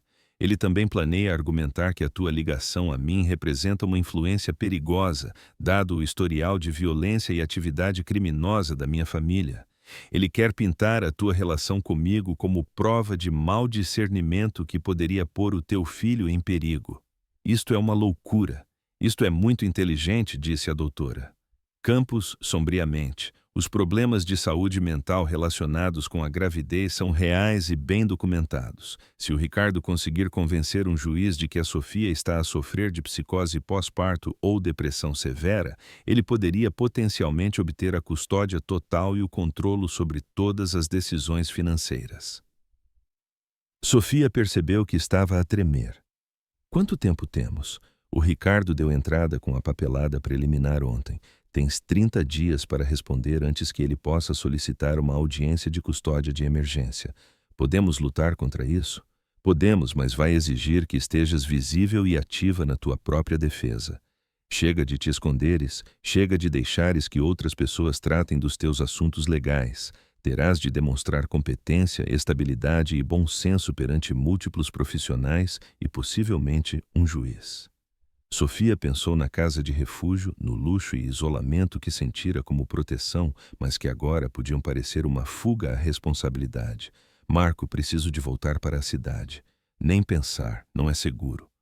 Também não é seguro para mim parecer que estou a fugir dos meus problemas. Se o Ricardo está a construir um caso de que sou mentalmente instável, então desaparecer por semanas e evitar todas as minhas responsabilidades normais é exatamente o tipo de comportamento que apoia o argumento dele. A doutora Campos acenou com a cabeça. A Sofia tem razão. O isolamento prolongado, especialmente durante a gravidez, pode, na verdade, contribuir para problemas de saúde mental. Se ela vai lutar contra esta contestação de competência, precisa de demonstrar que está empenhada na sua vida e a tomar decisões racionais. As ameaças contra ela são reais, insistiu Marco. Então lidamos com as ameaças enquanto eu vivo a minha vida, não pondo a minha vida em pausa indefinidamente. Sofia conseguia ouvir a frustração de Marco através do telefone. Sofia, não percebes o quão perigosas estas pessoas são. E tu não percebes o quão perigoso é para uma mulher deixar que outras pessoas tomem todas as decisões por ela, mesmo pessoas que a amam. A linha ficou em silêncio por vários momentos. Quando Marco voltou a falar, a sua voz era ponderada em vez de argumentativa. O que propões? Proponho que deixemos de jogar a defesa e comecemos a jogar ao ataque. O Ricardo pensa que pode usar o historial da minha família contra mim, mas e se o usarmos a meu favor? Como? E se assumirmos o controle da narrativa? E se, em vez de nos escondermos do legado dos Mendes, o abraçarmos e o usarmos para expor todos os que têm tentado explorá-lo? A doutora Campos pareceu intrigada. Continua. Marco, passaste 15 anos a construir um império empresarial com base na ideia de que qualquer pessoa pode superar as suas circunstâncias. Eu passei a minha vida inteira sem saber que tinha circunstâncias para superar. E se contarmos essa história publicamente? Queres tornar tudo isto público? Quero tirar ao Ricardo a capacidade de controlar a narrativa sobre o meu estado mental e o meu discernimento. Em vez de o deixar pintar-me como uma mulher instável que não consegue lidar com a verdade sobre a sua família, e se eu contar a história de uma mulher que descobriu que tinha um irmão e escolheu lutar pela sua família em vez de fugir dela? Marco ficou em silêncio por um longo momento. Isso é incrivelmente arriscado, Sofia. Uma vez que esta história se torne pública, não há como voltar atrás. Uma vez que o Ricardo apresente o seu caso de competência, também não há como voltar atrás. Pelo menos desta forma, sou eu a contar a minha própria história em vez de a deixarem ser contada por mim. E as ameaças? E os filhos do Vítor e as pessoas que andaram a manipular a tua vida? E eles? Operaram nas sombras durante 25 anos, contando com o secretismo e o medo para lhes dar poder. O que acontece a esse poder quando tudo se torna público? Quando a PJ e os meios de comunicação e o mundo inteiro estiverem a assistir para ver o que acontece à família Mendes? A doutora Campos sorriu. Isso não é o raciocínio de uma mulher instável. É o raciocínio de alguém que compreende exatamente o que enfrenta e que escolheu lutar de forma estratégica. Marco, preciso de voltar para casa. Preciso de fazer parte desta luta, não ser uma espectadora. E preciso de o fazer de uma forma que demonstre competência e bom senso, não medo e fuga. A linha ficou em silêncio por tanto tempo que Sofia se perguntou se a chamada tinha caído. Quando Marco finalmente falou, a sua voz tinha uma nota que ela nunca antes ouvira. Orgulho. Está bem, irmã. Vamos para a guerra. Guerra. O regresso de Sofia a Lisboa foi como entrar num mundo diferente, onde o seu nome adquirira um peso e um significado que ela ainda estava a aprender a compreender. O apartamento penthouse que partilhara com Ricardo fora transformado por uma equipa de especialistas em segurança naquilo que Marco alegremente chamou de uma fortaleza com boa iluminação, completa com portas reforçadas, sistemas de vigilância e quartos de pânico disfarçados de closets. Isto parece excessivo, disse Sofia, observando dois homens em fatos caros a testar o tempo de resposta dos seus novos alarmes de segurança. Isto parece necessário, respondeu Marco, analisando um tablet cheio de dados de monitorização. As informações da Maria sugerem que os filhos de Vítor estão a ficar impacientes com a abordagem lenta do Ricardo. Eles estão a pressionar por uma ação mais direta. O que significa? Significa que eles acham que pode ser mais fácil eliminar a concorrência do que superá-la legalmente. Sofia pousou a mão na barriga, sentindo os movimentos tranquilizadores do bebê. Grávida de 7 meses e meio, sentia-se como se estivesse a carregar uma bola de basquetebol debaixo das costelas, mas a doutora Campos insistia que tanto ela como o bebê estavam a desenvolver-se bem, apesar do estresse. Tiveste notícias do Ricardo? Todos os dias. Tem ligado, mandado mensagens, enviado flores, a fazer o papel do marido preocupado cuja esposa grávida está a ser influenciada por pessoas perigosas. E o processo legal dele? A expressão de Marco escureceu, mais forte do que gostaríamos. Ele tem declarações dos teus antigos colegas a questionar o teu discernimento, registros médicos a documentar ansiedade e alterações de humor, até mesmo testemunhos de vizinhos que notaram mudanças no teu comportamento. Que tipo de mudanças? Isolamento, paranoia, abandono das tuas rotinas normais, tudo facilmente explicável por saberes que o teu marido planeava divorciar-se de ti e roubar a tua herança. Mas a equipa de Ricardo está a enquadrar isso como prova de instabilidade psicológica, desencadeada pelas hormonas da gravidez e trauma familiar. Sofia sentiu-se frustrada com o quão razoável soava o argumento de Ricardo. O que temos para contra-atacar? A Maria tem estado a construir um caso sobre o engano e a manipulação financeira do Ricardo. Podemos provar que ele planeia este divórcio há anos, que se casou contigo sob falsos pretextos, que tem minado sistematicamente a tua saúde mental para construir o seu caso legal. Será suficiente?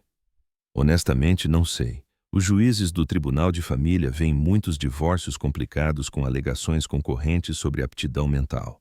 A menos que consigamos provar que o comportamento do Ricardo se eleva ao nível de fraude criminal, torna-se uma situação de palavra contra palavra, onde a tua gravidez e o teu historial familiar jogam contra ti. Sofia olhou em volta do apartamento que já não sentia como seu, pensando na estratégia de narrativa pública que propusera na casa de refúgio. E se não esperarmos pelo Tribunal de Família? E se tornarmos isto público primeiro? Tenho pensado nisso. Há riscos. Tudo tem riscos. Quais são os benefícios? Marco puxou uma cadeira, preparando-se para o que ela reconheceu como uma das suas sessões de planeamento estratégico. Os benefícios são significativos. Se controlarmos o momento e o enquadramento desta história, podemos potencialmente neutralizar várias ameaças de uma só vez. Como? Primeiro, tiramos ao Ricardo a capacidade de alegar que estás a ter um colapso psicológico, demonstrando que estás lúcida, articulada e a tomar decisões racionais sobre a tua família e o teu futuro. Sofia assentiu. Que mais? Segundo, forçamos os filhos do Vítor a sair das sombras. Neste momento, eles operam através de intermediários e procuradores, o que lhes dá negação plausível. Se a PJ começar a investigar publicamente a sua ligação a esta situação, eles ou têm de recuar ou escalar de formas que os exponham a processos judiciais. E terceiro, protegemos potencialmente outras pessoas que possam ser alvo no futuro. Se esta história se tornar pública, torna-se muito mais difícil para as pessoas usarem táticas semelhantes contra outras vítimas. Sofia sentiu algo a cristalizar-se na sua mente, um sentido de propósito que se vinha a construir há semanas. Quero fazê-lo, mas quero fazê-lo bem. O que é que isso quer dizer? Quero contar a história completa, não apenas sobre a manipulação de Ricardo ou o legado criminoso de Vítor, mas sobre o custo dos segredos de família e a importância de as mulheres assumirem o controle das suas próprias narrativas. Marco pareceu intrigado. Continua. Quantas mulheres estão presas em casamentos com abusadores narcisistas porque não têm os recursos ou o apoio para lutar? Quantas famílias são destruídas por segredos que são guardados para proteger as pessoas, mas que acabam por isolá-las? Queres tornar isto maior do que apenas a nossa situação. Quero tornar isto significativo para além da nossa situação.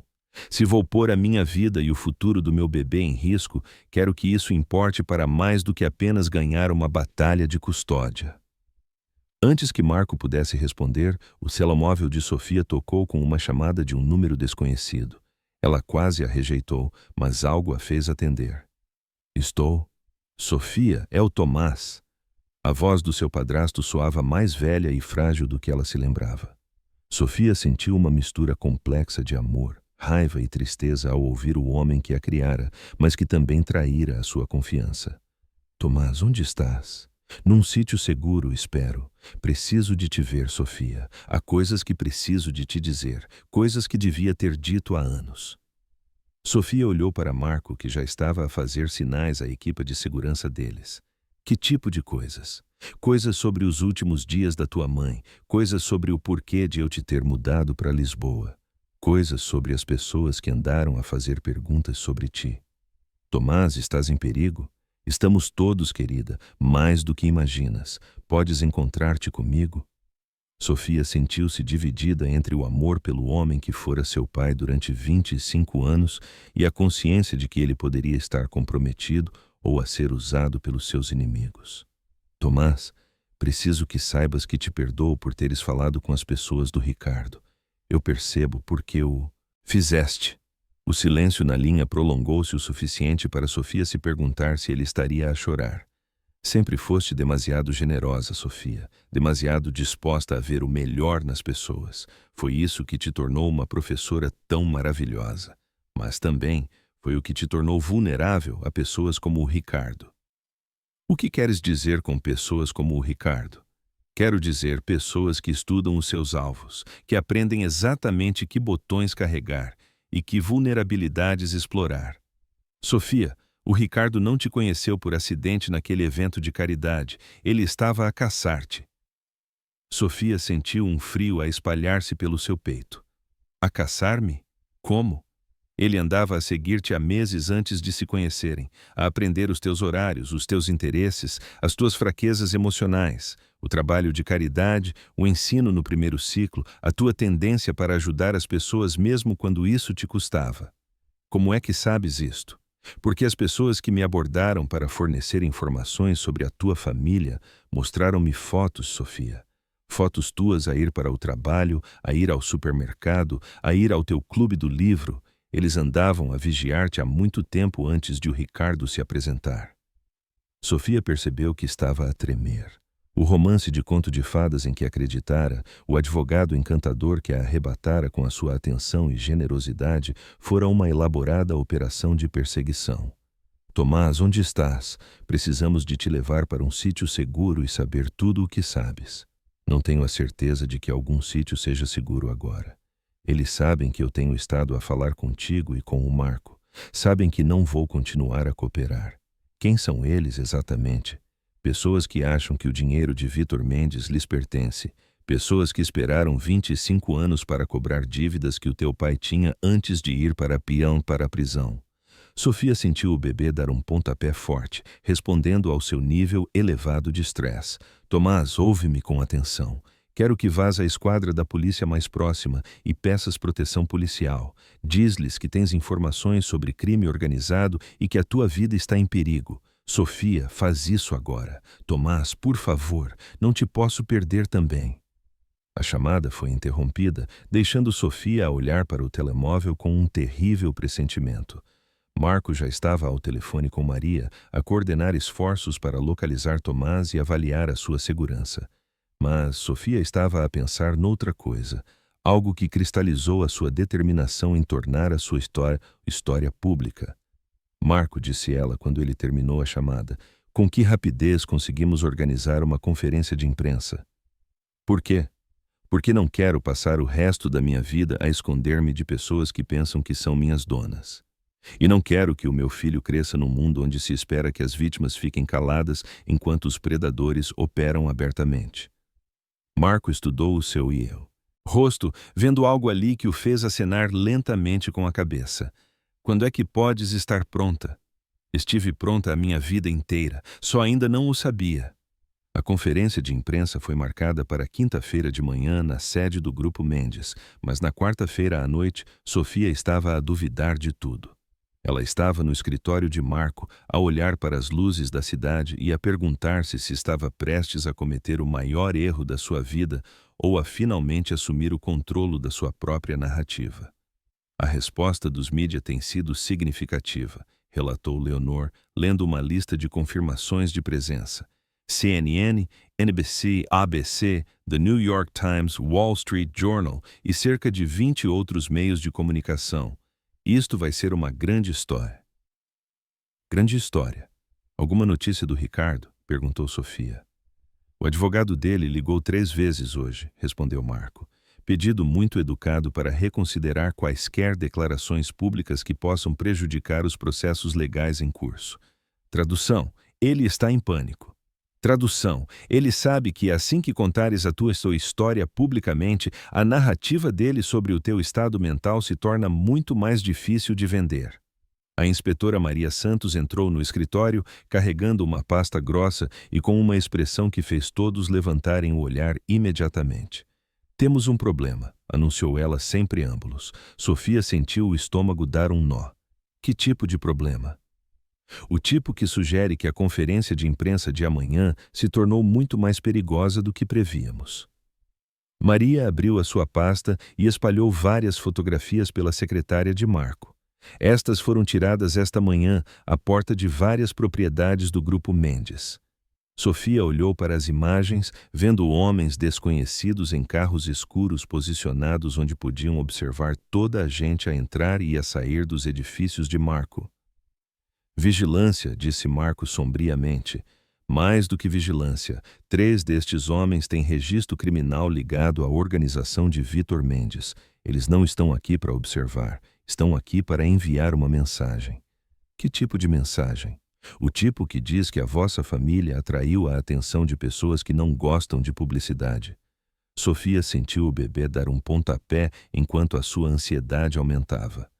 Estamos a falar de perigo físico imediato?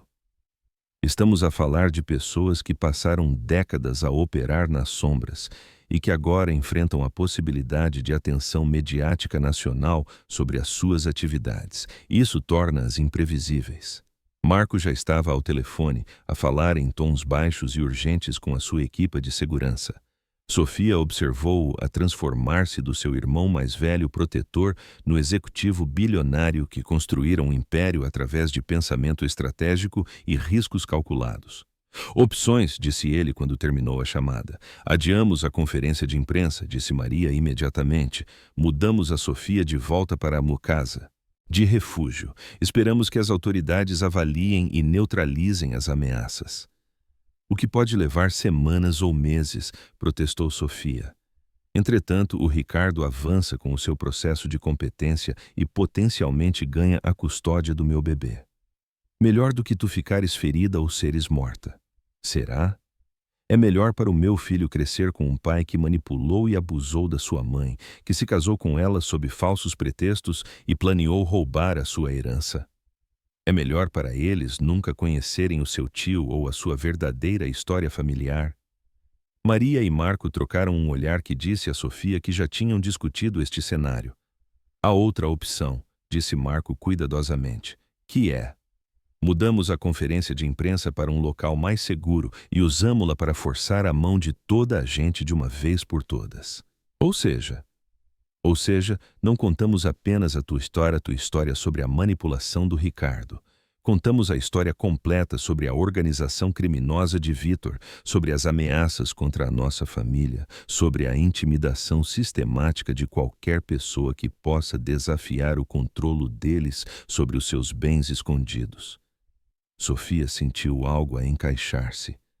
Tornamos impossível para eles operarem nas sombras. Exatamente.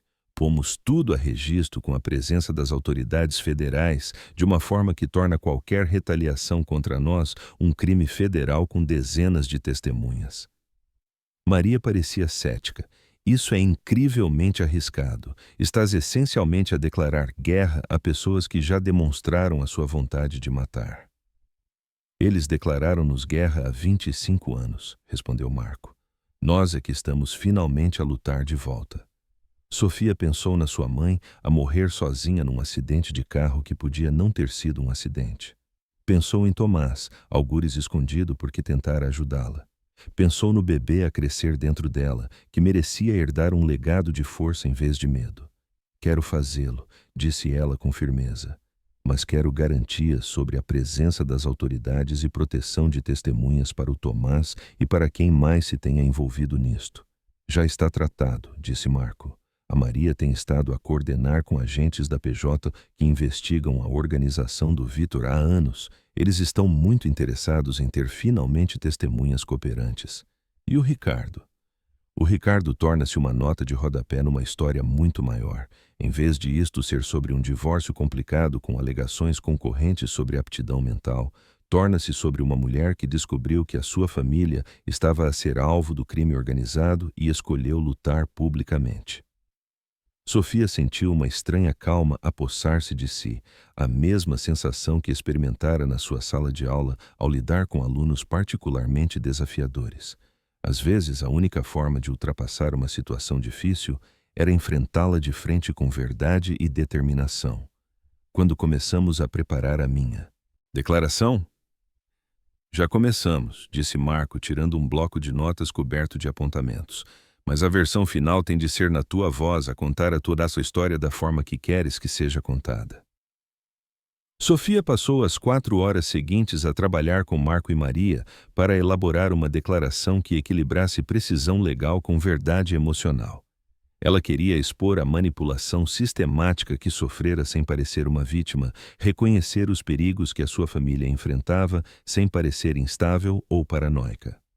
A chave, explicou Maria, é soar como alguém que está a assumir o controlo da sua narrativa, não alguém cuja narrativa está fora de controlo. E se eu for alguém cuja narrativa está fora de controlo? Então finges até conseguires, porque a alternativa é deixar que outras pessoas controlem a tua narrativa para sempre.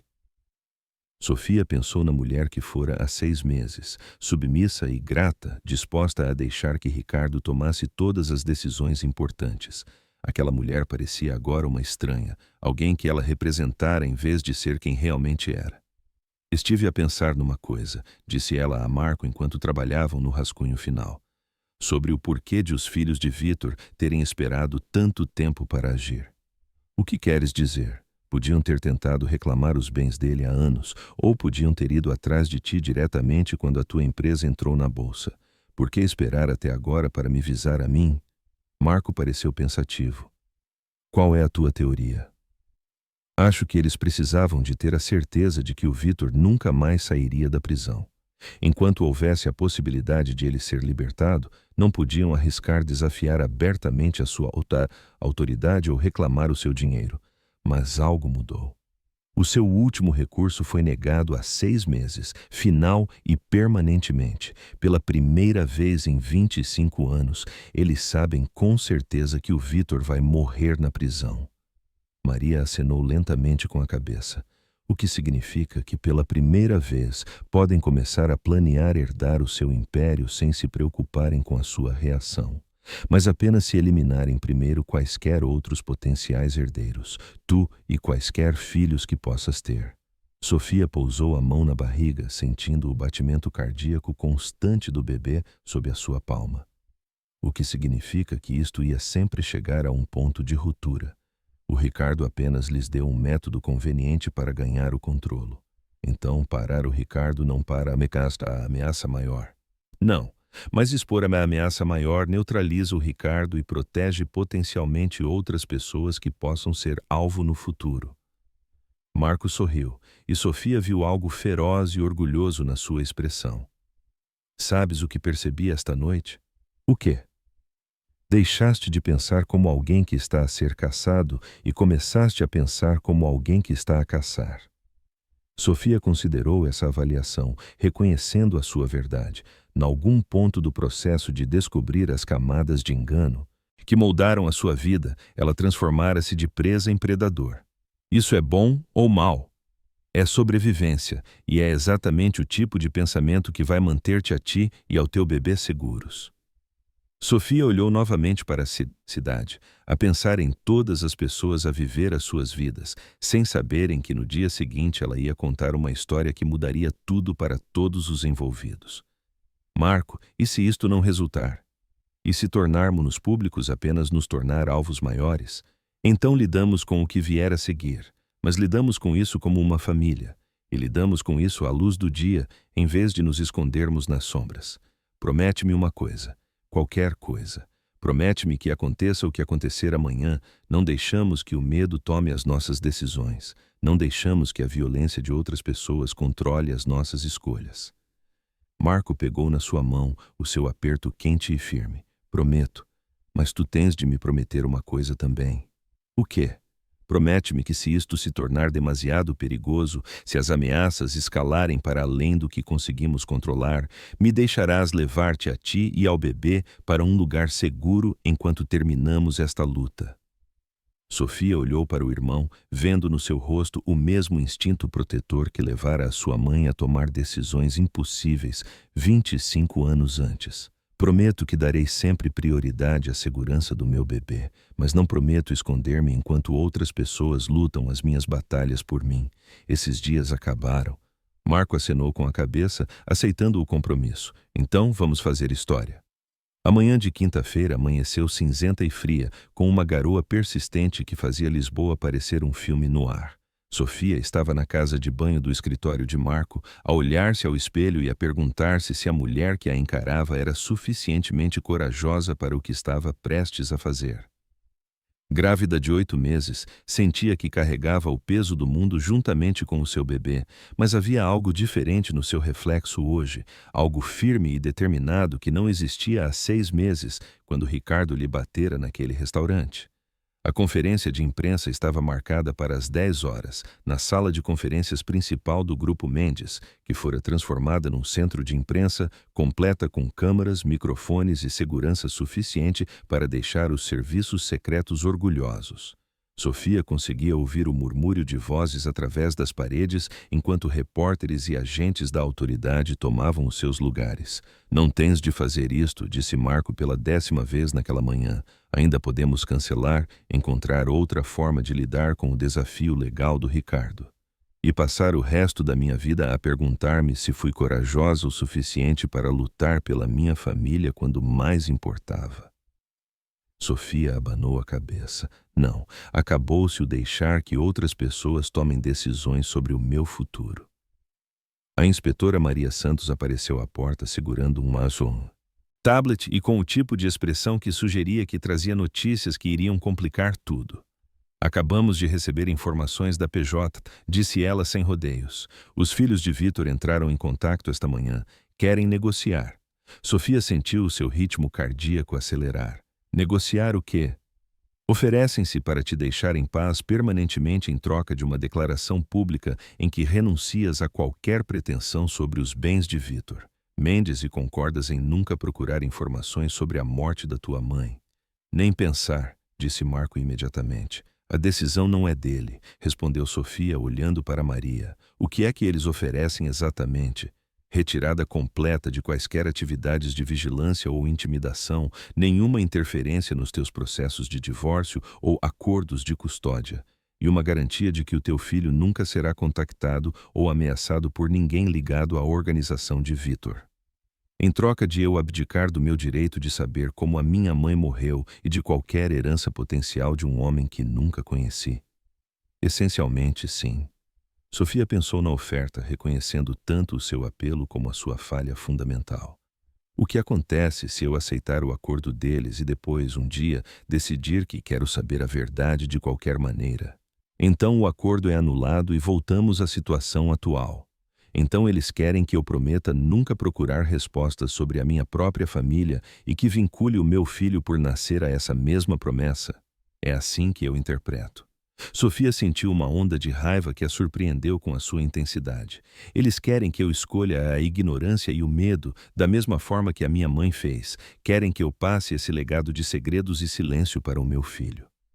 Marco aproximou-se. Sofia, precisas de considerar isto com cuidado.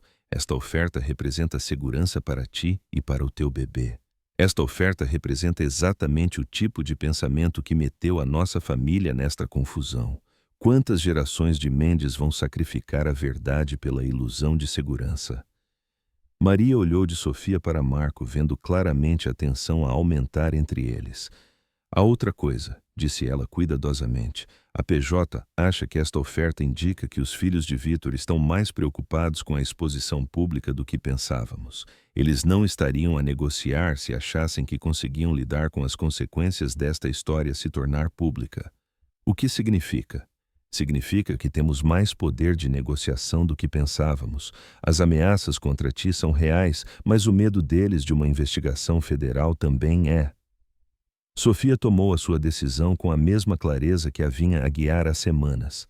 Não vou aceitar o acordo deles. Não vou trocar o meu direito à verdade pela promessa deles de pararem de aterrorizar a minha família.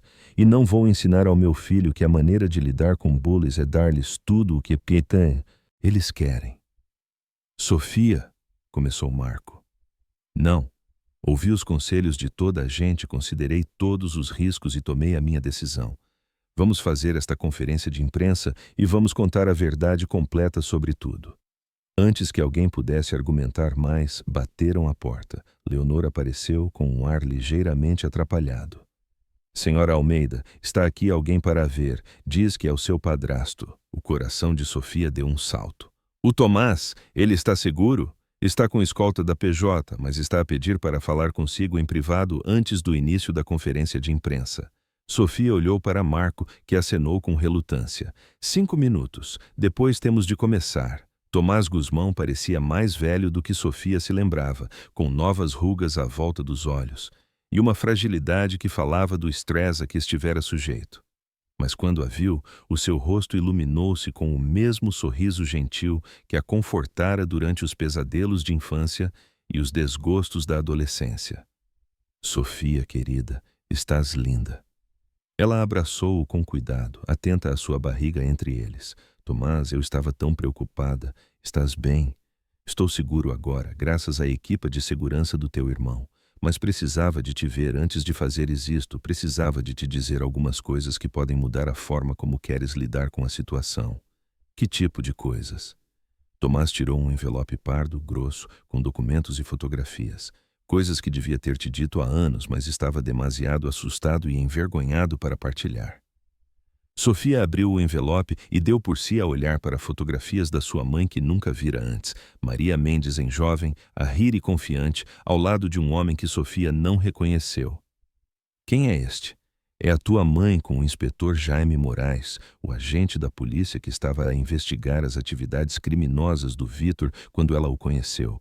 Foi ele quem a ajudou a planear a tua fuga do Alentejo.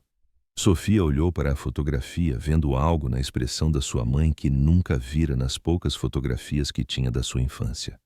A mãe parece feliz.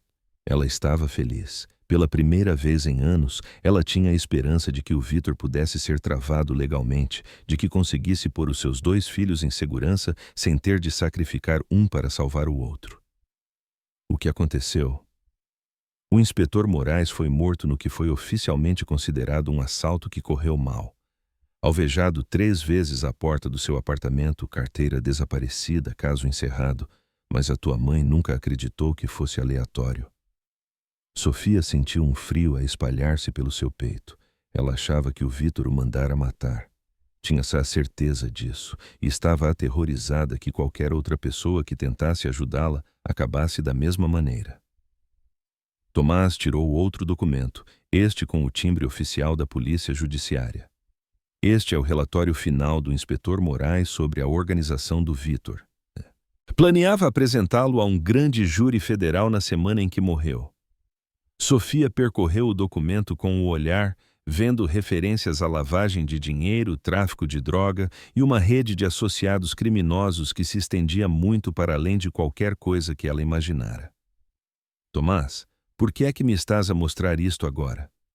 Porque o inspetor Moraes tinha um parceiro que continuou a sua investigação extraoficialmente durante 25 anos. A agente Patrícia Cardoso, agora uma investigadora sênior da PJ especializada em crime organizado. Ela está aqui. Está lá embaixo com os outros agentes federais. Sofia, ela esperou 25 anos que alguém da tua família se apresentasse e a ajudasse a terminar o que o inspetor Moraes começou.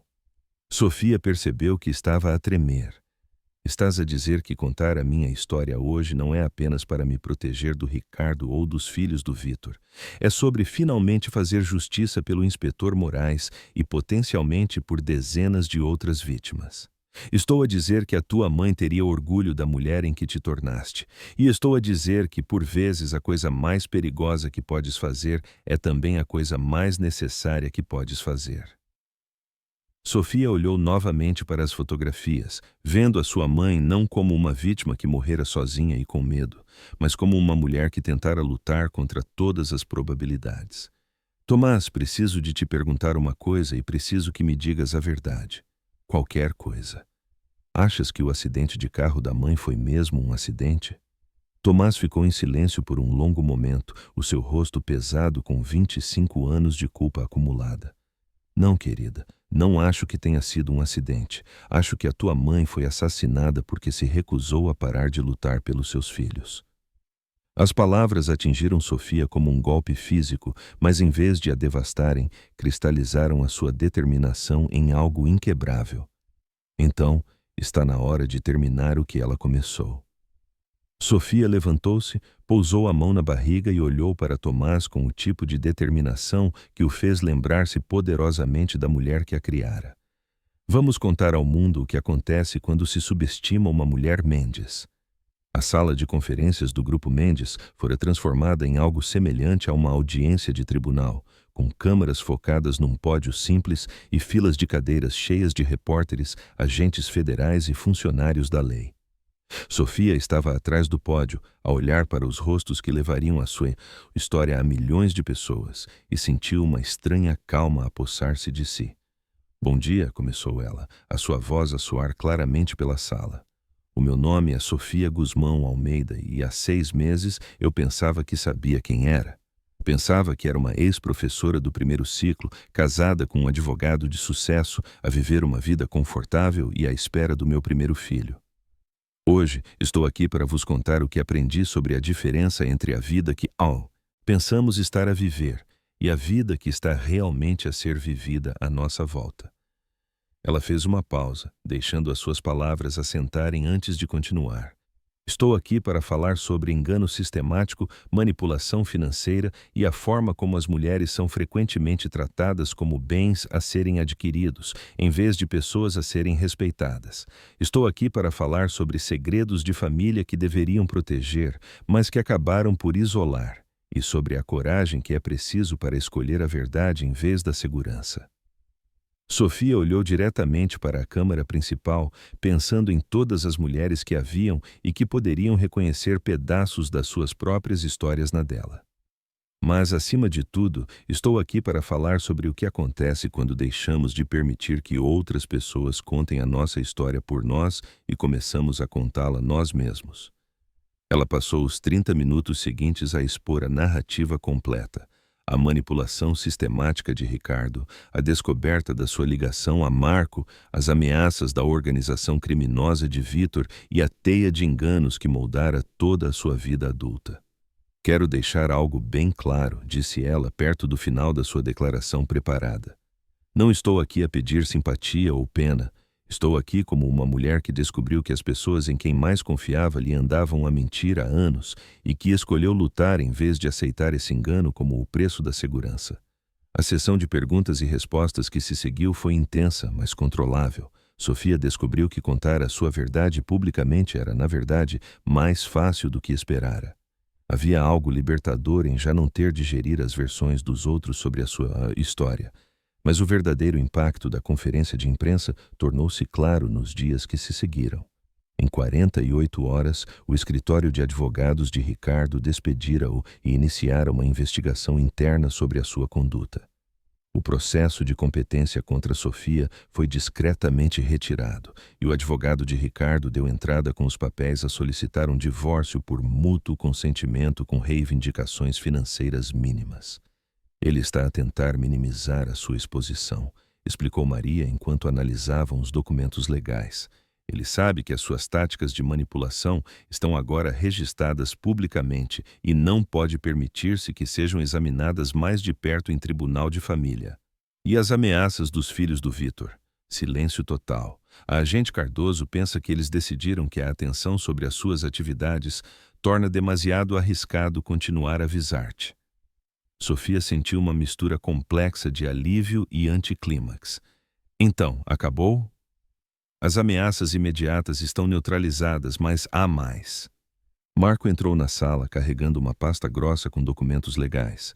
A investigação da PJ, a organização de Vítor, descobriu provas suficientes para apresentar acusações federais contra 12 pessoas, incluindo os filhos de Vítor. A agente Cardoso pensa que conseguirão encerrar casos que estão abertos há décadas, incluindo o homicídio do inspetor Moraes. Potencialmente, encontraram registros financeiros que mostram pagamentos ao homem que o matou, pagamentos que podem ser rastreados até as contas de Vítor. Sofia sentiu as lágrimas a começar a cair. A mãe tinha razão, ela foi assassinada por tentar proteger-nos. Ela foi assassinada por se recusar a deixar que homens violentos controlassem o futuro da sua família, corrigiu Marco gentilmente. E porque ela lutou, agora temos as provas para garantir que os responsáveis enfrentem a justiça. E o próprio Vítor?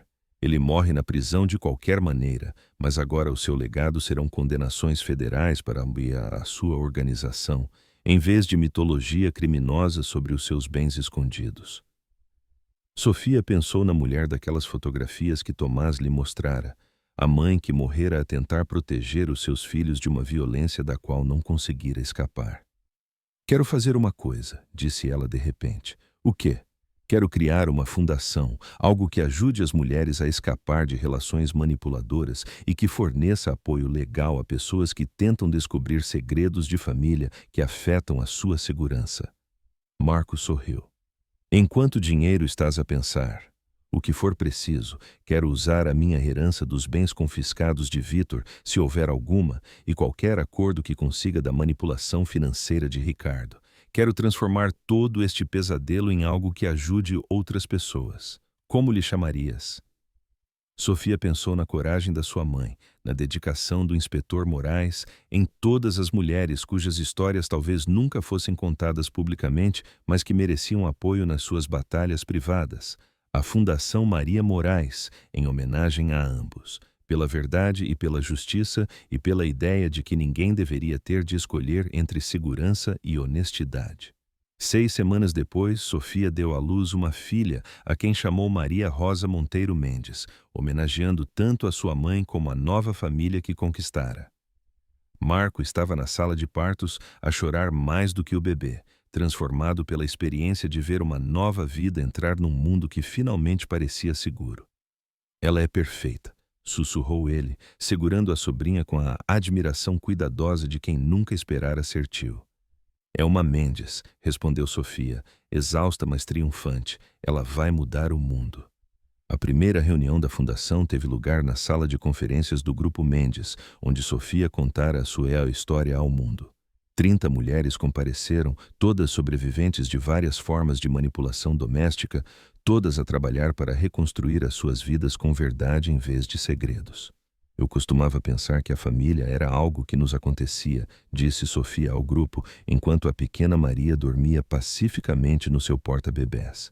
Mas aprendi que a verdadeira família é algo que se escolhe, algo que se constrói, algo pelo qual se luta. E, por vezes, a família que se escolhe é mais forte do que a família em que se nasce. As mulheres na sala acenaram com a cabeça, reconhecendo as suas próprias jornadas nas suas palavras.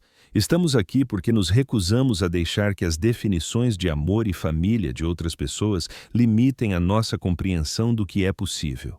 Estamos aqui porque escolhemos a verdade em vez do conforto, a justiça em vez da segurança e as nossas próprias vozes em vez das narrativas de outras pessoas. Sofia olhou em volta da sala, para os rostos que refletiam todo o tipo de coragem. Mulheres que tinham deixado casamentos abusivos, mães que tinham lutado pelos seus filhos, irmãs que se tinham escolhido umas às outras em detrimento de famílias de origem que não conseguiam aceitar as suas escolhas. A coisa mais importante que aprendi, continuou ela, é que a cura acontece em comunidade. Não recuperamos do trauma isoladamente e não construímos novas vidas a fingir que o passado não aconteceu. Curamo-nos ao contar as nossas histórias, ao apoiar as jornadas uns dos outros e ao recusarmos-nos a deixar que alguém nos convença de que merecemos menos do que honestidade completa nas nossas relações. Depois da reunião, Sofia estava no escritório de Marco, a olhar para a cidade que se tornara o seu lar de formas que ela ainda estava a descobrir. A pequena Maria estava a crescer rapidamente, já mostrando sinais dos olhos verdes dos Mendes e do queixo determinado da sua mãe. Algum arrependimento? Perguntou Marco, juntando-se a ela à janela. Sobre que parte? Sobre teres tornado público, sobre teres corrido os riscos, sobre teres escolhido a verdade em vez da segurança? Sofia pensou seriamente na pergunta, considerando tudo o que mudara desde aquela noite no restaurante, quando Ricardo lhe batera e Marco se revelara seu irmão. Arrependo-me de ter demorado 37 anos a perceber que tinha escolhas, disse ela finalmente. Arrependo-me que a mãe tenha morrido a pensar que tinha de nos proteger mantendo-nos separados. Arrependo-me que haja mulheres por aí, neste momento, a viver a vida que eu vivia há 6 meses, a pensar que tem de aceitar a manipulação e o controlo como o preço da segurança. Mas não te arrependes da luta em si?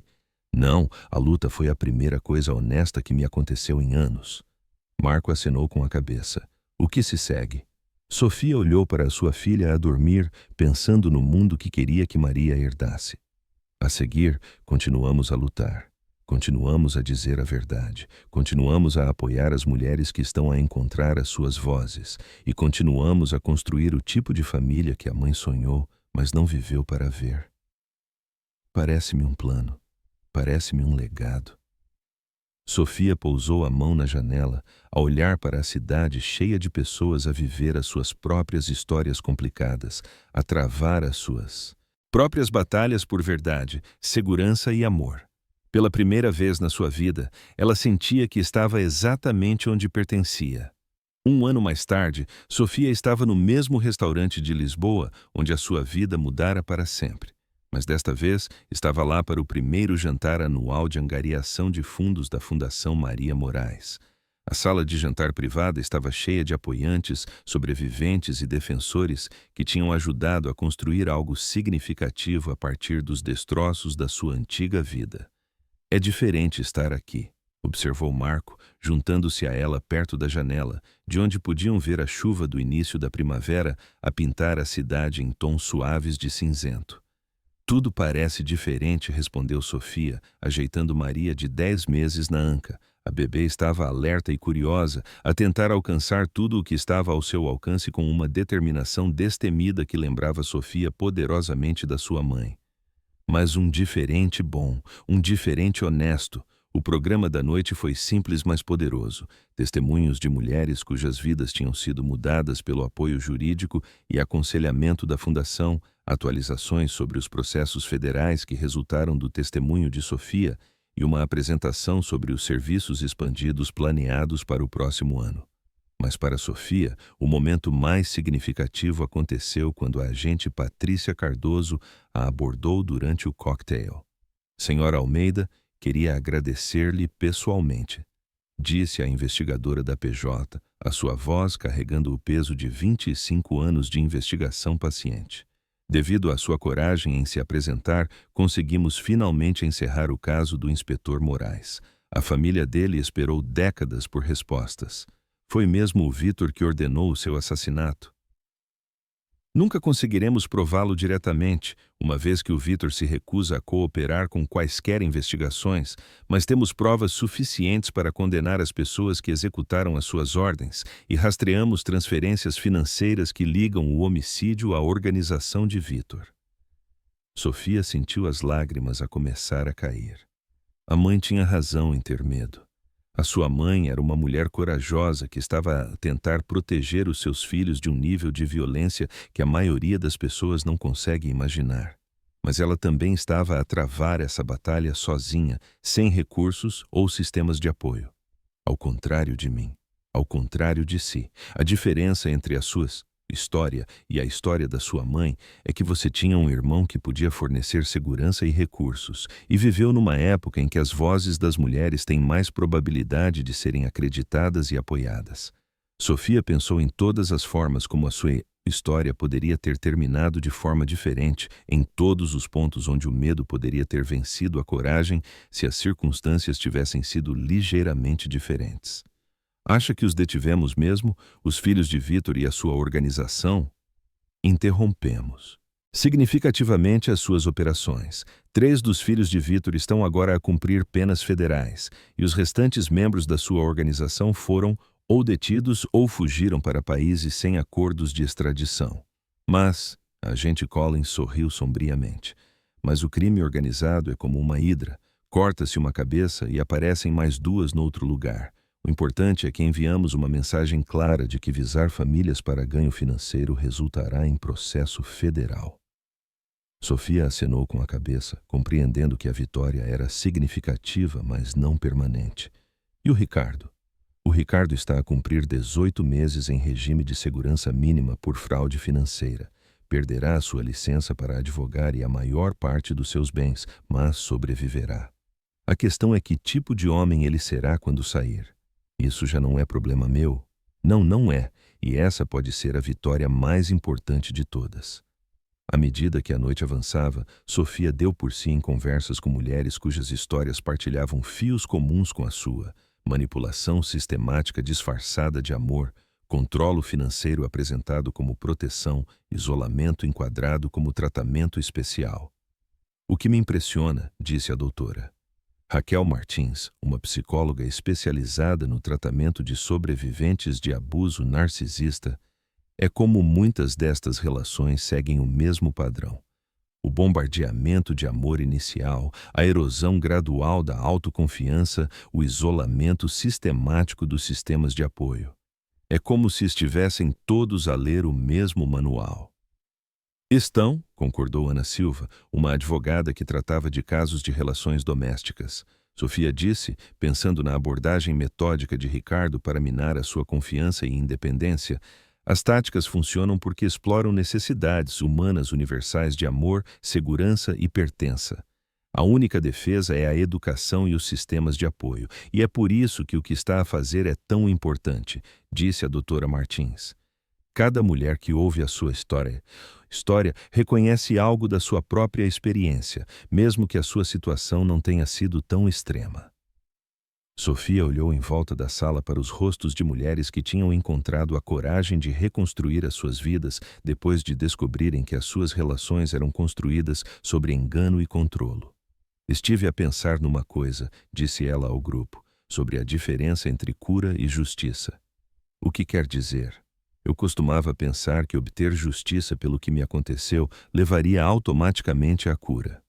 Mas aprendi que são processos separados que se apoiam mutuamente, mas não dependem um do outro. Como assim? A justiça aconteceu quando o Ricardo foi processado e a organização de Vitor foi desmantelada, mas a cura aconteceu quando comecei a contar a minha própria história, quando parei de deixar que outras pessoas definissem o meu valor, quando escolhi construir algo positivo a partir de uma experiência terrível. A doutora Martinez acenou com a cabeça pensativa. A cura é um processo interno que tu controlas. A justiça é um processo externo que depende de sistemas e das escolhas de outras pessoas. Exatamente, e acho que muitas sobreviventes ficam presas à espera de justiça antes de começarem a curar-se, o que dá aos seus agressores poder contínuo sobre a sua recuperação.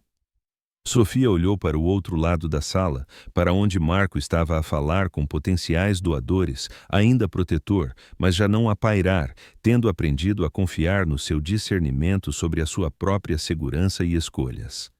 A outra coisa que aprendi é que a família não é apenas sobre laços de sangue ou legais. É sobre pessoas que aparecem consistentemente, que apoiam o teu crescimento em vez de tentarem controlá-lo, que celebram os teus sucessos sem tentarem levar o crédito por eles. À medida que a noite terminava, Sofia deu por si no local exato onde Ricardo lhe batera 13 meses antes. A memória ainda era clara, mas já não tinha a carga emocional de antigamente. A pensar naquela noite? Perguntou Marco, aparecendo ao seu lado com uma Maria adormecida nos braços. A pensar em como tudo é diferente agora. Naquela noite senti-me impotente, confusa e presa. Esta noite sinto que estou exatamente onde devia estar. Algum conselho para a tua antiga eu? Sofia considerou a pergunta seriamente. Dir-lhe-ia que a bofetada não foi a pior coisa que aconteceu naquela noite. A pior coisa foram todos os anos antes da bofetada, quando ela aceitou ser tratada como menos que igual e se convenceu de que era normal. E a melhor coisa foi que a bofetada finalmente a deixou zangada o suficiente para parar de aceitar um tratamento inaceitável. Marco sorriu. A mãe teria orgulho. Também acho, mas mais importante, eu tenho orgulho. Tenho orgulho de termos escolhido a verdade em vez da conveniência, de termos lutado em vez de nos escondermos, de termos construído algo significativo em vez de apenas sobrevivermos. Sofia pegou na sua filha adormecida dos braços de Marco, maravilhada com o quanto amor e esperança podiam estar contidos numa pessoa tão pequena. O que queres para ela? Perguntou Marco, acenando na direção de Maria. Quero que ela cresça a conhecer o seu próprio valor. Quero que ela perceba que o amor a deve fazer sentir-se mais forte, não mais pequena. Quero que ela saiba que tem escolhas, sempre, mesmo quando as escolhas são difíceis. E se um dia ela enfrentar o tipo de manipulação que tu enfrentaste, então quero que ela se lembre que a sua mãe escolheu a coragem em vez do conforto, que o seu tio esteve com ela quando importava e que o legado da sua família é lutar contra as pessoas que tentam usar o amor como uma arma. Sofia olhou uma última vez para o restaurante, vendo não o cenário da sua humilhação, mas o berço da sua transformação. Quero que ela saiba que, por vezes, a pior coisa que te acontece torna-se a porta de entrada para a melhor coisa que te acontece. E quero que ela saiba que vem de uma longa linhagem de mulheres que se recusaram a ser quebradas pelas pessoas que as subestimaram. Enquanto se preparavam para sair, Sofia notou que o empregado de mesa da noite era o mesmo jovem que os servira na noite em que tudo mudou. Ele aproximou-se da mesa deles com um sorriso caloroso. Senhora Almeida, queria apenas dizer que acompanhei a sua história nas notícias e quero que saiba que ver a sua coragem naquela noite inspirou-me a finalmente deixar uma relação abusiva em que estava preso há anos. Sofia sentiu as lágrimas a começar a cair. Fico tão feliz que esteja seguro agora. Estou, e vou candidatar-me à faculdade de Direito no próximo outono. Quero ajudar outras pessoas da mesma forma que a sua fundação me ajudou a encontrar apoio legal. Depois de ele se afastar, Marco abanou a cabeça espantado. Percebes que a tua história se espalhou de formas que nunca saberás completamente, certo? Pessoas que nunca conheceste tomaram decisões diferentes porque tu escolheste falar publicamente sobre o que te aconteceu. Sofia olhou para Maria, que se mexia sonolenta nos seus braços, e pensou no mundo que a sua filha herdaria. É o que acontece com a verdade, disse ela suavemente. Assim que começas a dizê-la, ela ganha vida própria, espalha-se, cresce e muda as coisas de formas que nunca esperavas. Algum arrependimento sobre isso? Sofia pensou na vida tranquila que poderia ter vivido se tivesse aceitado os termos de divórcio de Ricardo e desaparecido discretamente, segura talvez, mas também pequena e construída sobre a base das mentiras de outras pessoas. Nenhum arrependimento, disse ela com firmeza, apenas gratidão por ter tido a oportunidade de me tornar quem eu sempre deveria ter sido. Ao saírem para a noite de primavera, Sofia sentiu o peso da transformação do ano a assentar em algo como paz. Perdera um casamento construído sobre engano, mas ganhara uma família construída sobre a verdade. Abdicara da ilusão de segurança, mas encontrara a realidade da força. Mais importante, aprendera que o amor não era algo que lhe acontecia, mas algo que ela escolhia construir. Uma conversa honesta de cada vez, um ato de coragem de cada vez, um dia de cada vez. A chuva parara e a cidade brilhava com a luz refletida das janelas e dos candeeiros de rua. Sofia ajeitou o cobertor de Maria e caminhou em direção à sua nova vida, com o irmão ao seu lado e o seu futuro nos braços. Atrás deles, o restaurante continuava o seu serviço noturno, servindo novas histórias e novos começos a pessoas que não faziam ideia de que a mulher que se afastava aprendera a transformar a dor em propósito, a traição em sabedoria e o silêncio numa voz que ajudaria outras mulheres a encontrar a sua própria coragem. Sofia Guzmão, Almeida Mendes completaram um ciclo, mas o ciclo era agora mais amplo, mais forte e construído sobre o tipo de verdade que podia resistir a qualquer tempestade.